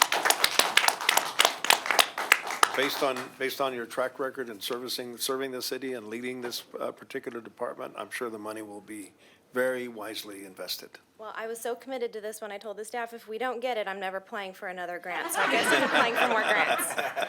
Thank you. Very good. Well, Thank now you you're again. stuck with having to do some more applications. Very good. Thank you. Mr. Congrats. Torres.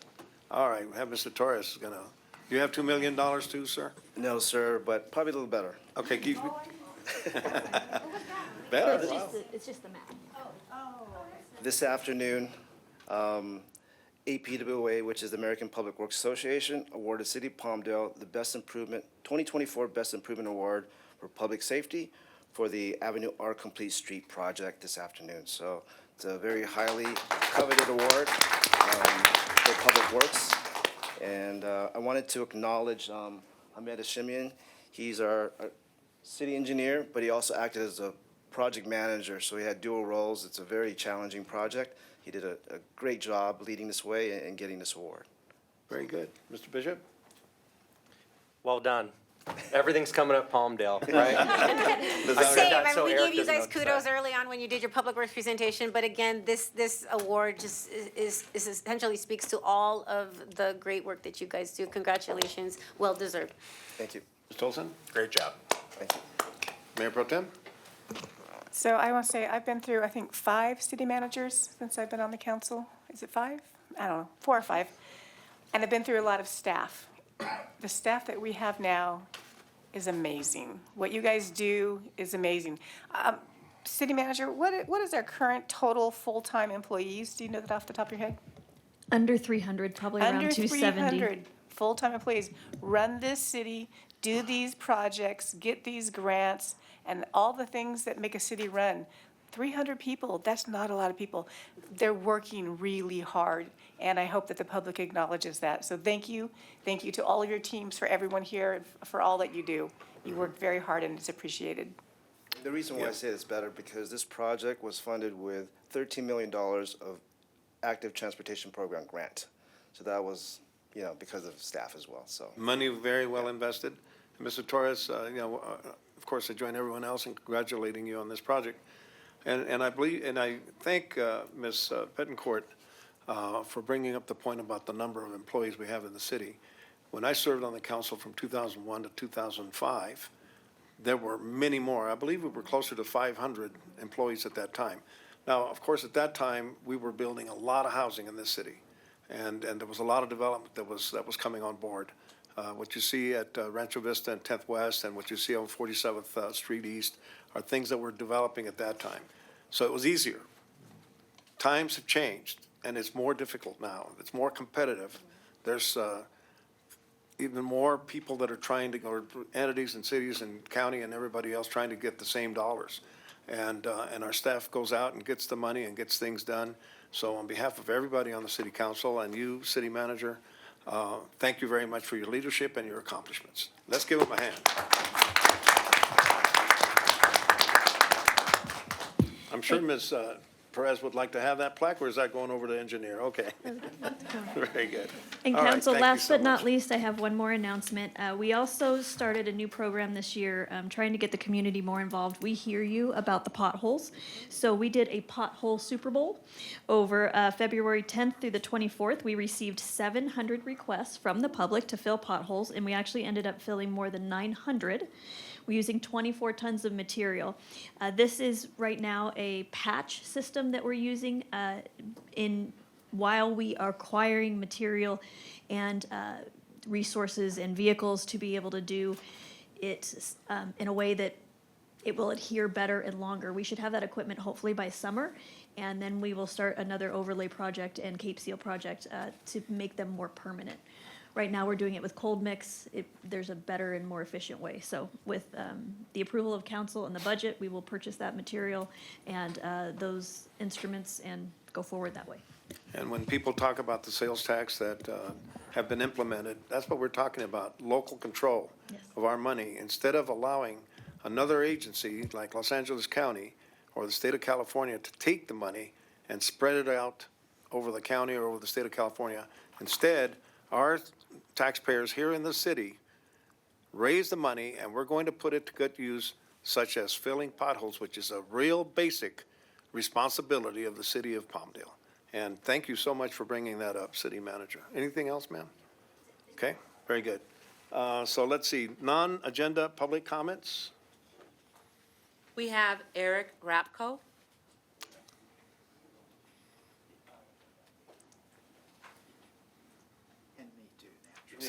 Good evening, sir. Name's Eric Rapko, Mayor, Mayor Pro Tem, council members, especially this lady here filled the potholes. Yeah, except I'm dodging them, thinking they're potholes, but they're ones that are filled. Now for the bad news. As a resident, I was born here in 1959. I've seen the Antelope Valley mature quite a bit. My biggest concern is the sanctuary city status, because I see young and old sleeping in the street, American citizens, and not to get on the public works guy too much, but that beautiful desert out there with all these cartel grows is a disaster. You defund the police, you stick us with a bunch of people who have put nothing into this community. You don't know whether they're good or bad. I don't mean to get on all of them. I'm sure there's a lot of good ones. But you defund the police. They can't handle all this. How are they supposed to protect people like me who've paid into the system? I mean, I'm retired. So I didn't vote for sanctuary city status. This is ridiculous. And that's my concern, is when is this ship gonna get righted? You know, the federal government's coming here. And if you don't fix it before they get here, they're gonna fix it for you. And then they're gonna hold everybody accountable for ignoring federal law. Okay? Your main duty is for the citizens in your community, not to house people. I feel for them. They want a better life, I'm sure most of them. But we are part of the community. We built the community. As a tile setter, I used to build pools. I've built things. And I'm pissed that people who haven't done anything are getting my tax dollars and living in a hotel. Prostitutes in the broad daylight. I've never seen that. Thank you, sir. Appreciate your comments. Thank you. Next speaker. James Johnson.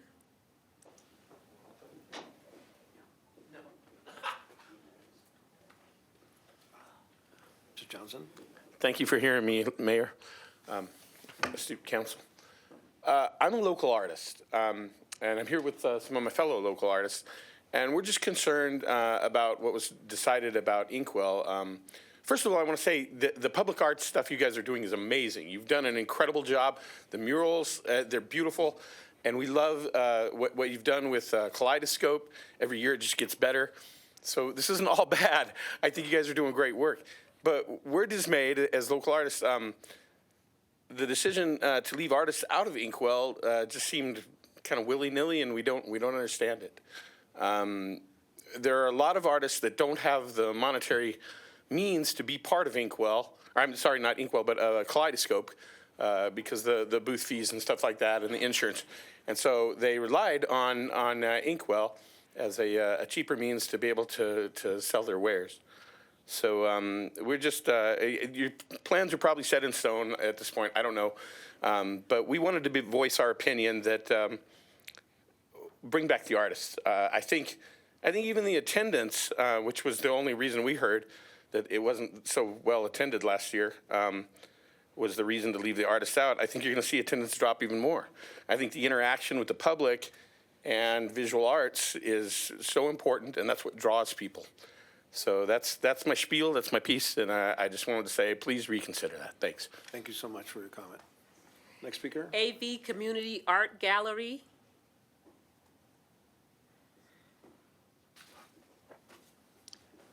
Would you state your name, please? Sorry. My name is Michelle. Hi. Hi, Rhonda. I am with Antelope Valley Community Art Gallery. We're right here on Corson, across from Corson Park, 10th Street East. It was extremely important to us to have Inkwell because everybody who's lived here long enough knows that that is a very rough area. but there's some really beautiful people in there. And a lot of those people can't afford many things. They can't afford, like James said, Kaleidoscope.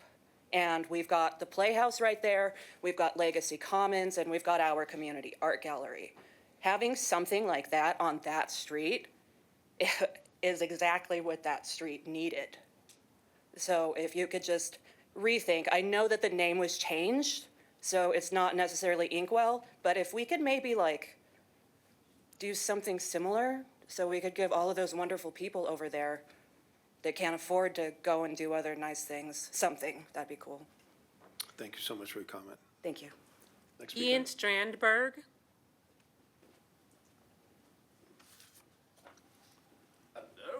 Hello.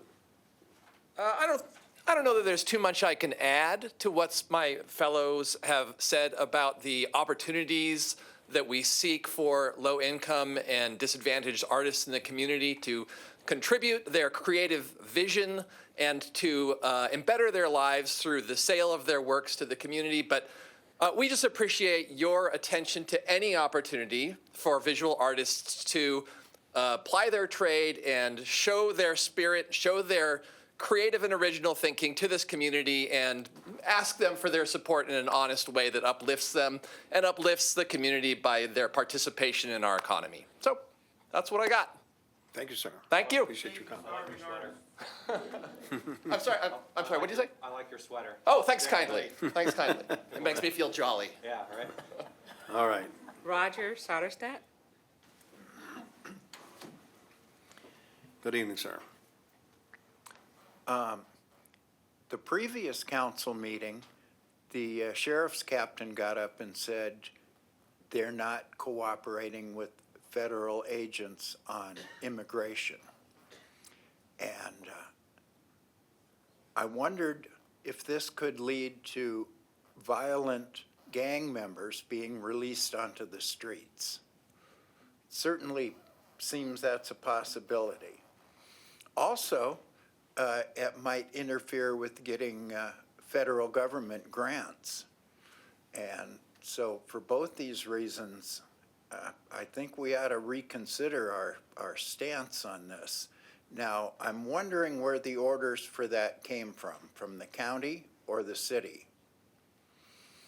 Well, since we're paying their salaries, why is the county giving them orders? That doesn't seem like a great bargain for the city. So I would ask the council to consider, where do they stand?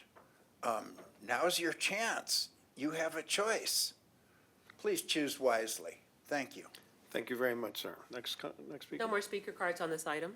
Okay, I'd like to point out that the city of Palmdale has not defunded our police department. Matter of fact, we have a very strong relationship in terms of funding our local sheriffs. We support our deputies, we support our sheriff's department. We don't agree with everything that's done there, but we have not defunded the police. So that is not, that's not an accurate statement. All right. Okay, so there's not being any other speakers, we will now go to item number 10, council reports, announcements, and requests for future agenda items, and we'll start with Mr. Bishop. Alrighty. I turned in my informational report, but I'll go over a couple things. On February 7th, I attended the Tom Lackey Caltrans meeting, and there we talked about all the progress that Caltrans is or isn't making on the 14 freeway. I specifically asked them, the first ask was to shave down the lanes in between where the mall is and then Avenue M, because it's like a little bit of a musical road. So hopefully they get to that. The good news is for Palmdale is, according to Caltrans, we should be out of the woods or mostly completed by the end of this year. The other half of the freeway that goes into Lancaster and Mojave is going to take into the beginning part of next year. But for our commuters, for our Palmdale residents, the construction will be coming to an end this year. So they're making progress. It's been slow, but it's coming. During that time, we asked for improvements to the 14 freeway that go between Parablossom Highway and Santa Clarita. There's a lot of bottlenecks in between in between, like Acton, Aqua Dulce, it goes from 2 lanes with a carpool and then 3 lanes with a carpool in a few different areas. And that causes a lot of traffic. Just the last few days, I've commuted down to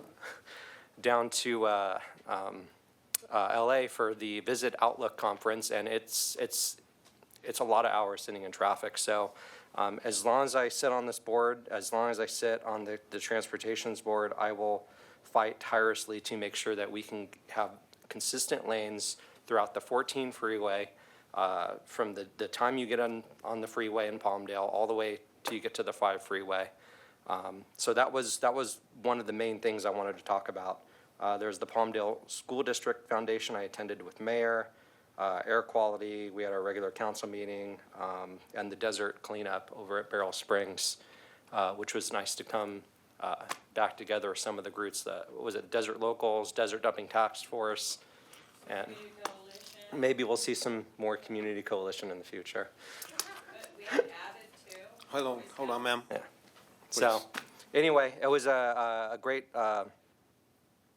finish to February, and I'll defer to the council for the rest of the events. Okay, very good. Ms. Alcon? Not much. I just want to, with regard to future agenda items, I'd like to request, with regard to an event that I went to yesterday, I referenced it earlier, the Read Around the World at Tumbleweed Elementary. They had a Battle of the Books, which was remarkable. Those kids read over 1,100 books and over 61,000 pages. They've got K through 5 participating in it. They were so excited about reading and literacy.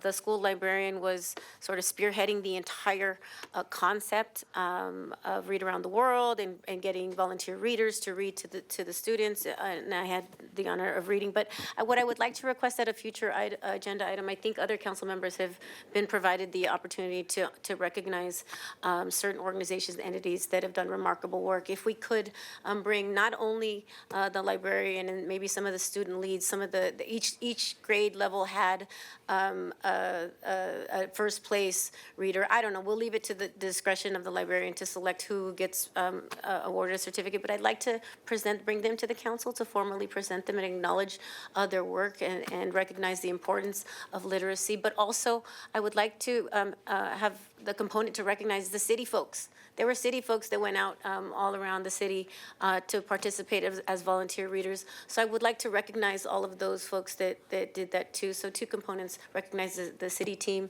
that volunteered and participated in the program, as well as the folks at Tumbleweed. Thank you. Thank you. And I take it that you filed your monthly informational report then? I will file. Okay, thank you. Mr. Olson? Thank you. So I kind of have the same message that Councilmember Bishop has, because I attended last Friday my first Metrolink appointment from Catherine Barger, and it took me 2 hours and 8 minutes to drive 55 miles. And I can't imagine what 75,000 commuters go through every single morning. I knew it was a problem, but I had to get in it to really re-motivate me to make sure that we address that bottleneck issue. 75,000 people do that every single day. And for the other 90,000 residents, if you haven't been to LA recently, go take a look. For a lack of a better word, it's a shithole. So when I see people complaining online about our homeless problem and our tents and our graffiti, yes, we absolutely want to address this. It's unacceptable at any level. But to say the Antelope Valley is worse off than anyone else is wrong. The Antelope Valley is in a good spot, and there's more good things coming, and you have a council that's committed to making sure of that. I don't know why I said all that, but I guess that's what I had for this week. So I take it you filed your monthly informational report? It's there. It's there, okay. And Mayor Pro Tem? Yes, I have filed my monthly report, but I want to touch on what Austin Bishop has said about the commute. Last week, I worked down in Los Angeles the entire week. I was actually at work for 8 hours, but I was on the freeway for 6, 3 hours down, 3 hours back. I'm late to this meeting today because I was down in Norwalk and had to get back in time, and I barely made it in time to vote. Our residents deserve better. We've got to find a way. It's exhausting, it's bad for your health. It's just not a good experience. But another thing, Austin, if you could talk to the transportation people about is, I left it when it was dark and I was coming back when it was dark. And what I noticed is how many lights are out on the 14 freeway. And the signs, I'm like trying to figure out certain things, and we need a lot of work. So if you can bring that up, that would be great, because Noted. it's a safety issue. It really absolutely is. And you filed a report, your information. I did file a report. Okay. I also did the Sickle Cell Awareness Family Day 5K. Clearly, I did not walk the 5K, but I was there to support the team that did. I did the season of service, and again, thank you for everyone that participated in that. And I'm doing the Sheriff's Department's Contract City Council Academy. I did sessions 1 and session 2. So that's what I have. Thank you, Ms. Thank Bettenwood. Mr. Olson, you had something else? Yes, sorry, thank you. No more cuss words, please. You got it. You got it. So I don't know the issue at Inkwell. I was going to say, Michelle, I've been trying to contact you to get a little bit more information, but it reminded me, if you have emailed me or anyone else on this council, we may or may not have received that email. We are in the middle of the .org to .gov transfer, and a couple of people have said that they sent me emails that I have not received, so IT is going to look into that right now. But so if I have not responded just wanted to to anybody, just keep trying. Yeah. If I could just dovetail on that, I know, I see that the Palmdale High School folks are still here. Last meeting, I watched the meeting, I heard that there were several emails that were submitted in opposition. I went to council members and asked, did they get them? I only received 3 emails in opposition over the course of the past month with regard to that project. And I asked, and we didn't, if there was a ton of them, I didn't get them, and the other council members didn't get them either. So I apologize if they got lost in the transition of our IT situation. Okay, my turn. I am filing the monthly informational report. I attended the Tom Lackey Caltrans meeting. Actually, it was Mr. Lackey and Mr. Christ, Marvin Christ from City of Palmdale. They co-hosted that. We did have a strong representation from Caltrans there. It's the first time I've seen so many officials from Caltrans there, and many of them had to come up here from down below. So I hope they experienced the traffic coming up here and going back down. In the evening, though, it's a little easier going down than it is coming back up. I attended the Palmdale School District Foundation Gala. That is a foundation that raises money for our students here in the Palmdale School District. It's a very worthy cause. Very enthusiastic group of people that were there and participated in the auction and raised substantial money. So congratulations to the Palmdale School District, to the superintendent and the board of directors over there.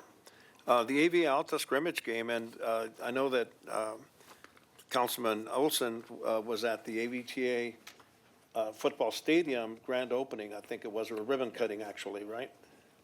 Just on Sunday, so. Yeah, the AV Alta Stadium, you said AVTA. Right.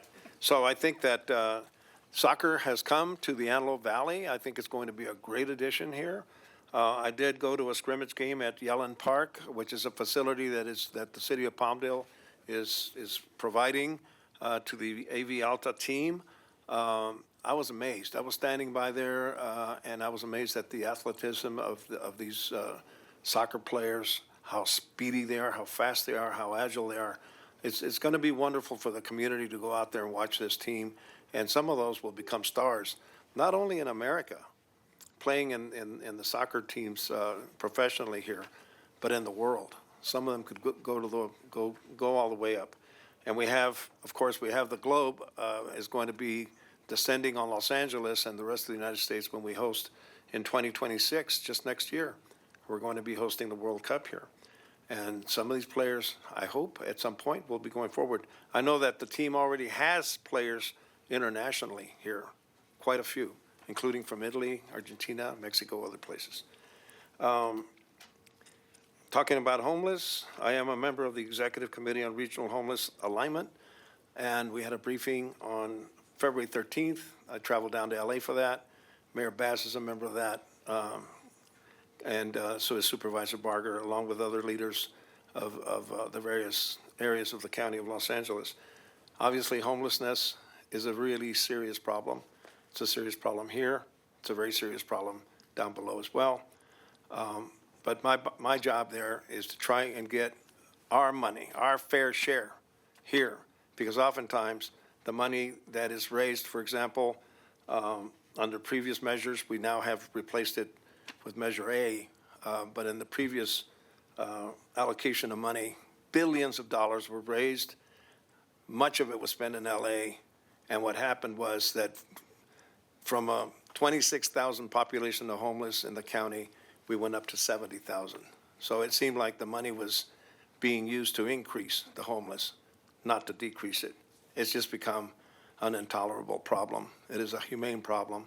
It is a very devastating problem for the people that are on the streets like that. And I know that some of us are affected by it ourselves and our own friends and families. So that's my job down there, is to go to that and to try to make sure that the allocation is going to come to North Los Angeles County. I also attended the gala for the Antelope Valley Heart Sounds, and that was another tremendous event. It was held over at the fairgrounds.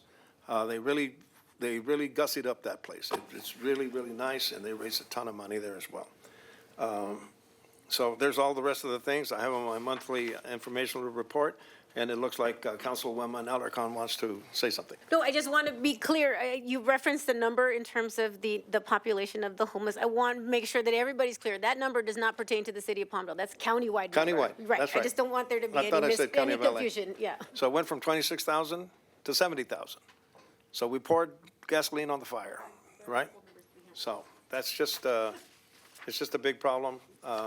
And I hope that with Measure A, something can be done with that. I'm hopeful, but we'll see. We'll see what happens. I don't want, and I don't think anyone on this council wants the city of LA and the county of LA moving people that are homeless or unhoused from down below up here, because they need to clear the streets for 2026, which is the World Cup, and then the Olympics are coming in 2028. And I am sure, because Los Angeles is going to be the center of the world's attention during the Olympics, that they're not going to want all of those tents and the syringes and everything else that's littering the streets of LA right now. I don't know how the people in LA can support that. I really don't. I don't understand how a population would allow that to happen in their city. But we don't want it here. We're humanitarians.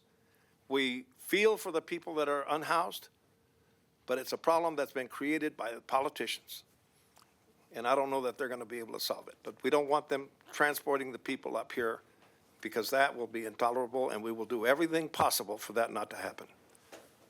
Thank you. Anybody else? Okay. All right, with that, then, we will adjourn the meeting to March 18th, 2025 at 5 o'clock at City Hall Council Chamber, which is right here. Thank you all for attending. I'm sorry I went off like that. That's okay, I'm sorry, I said shit.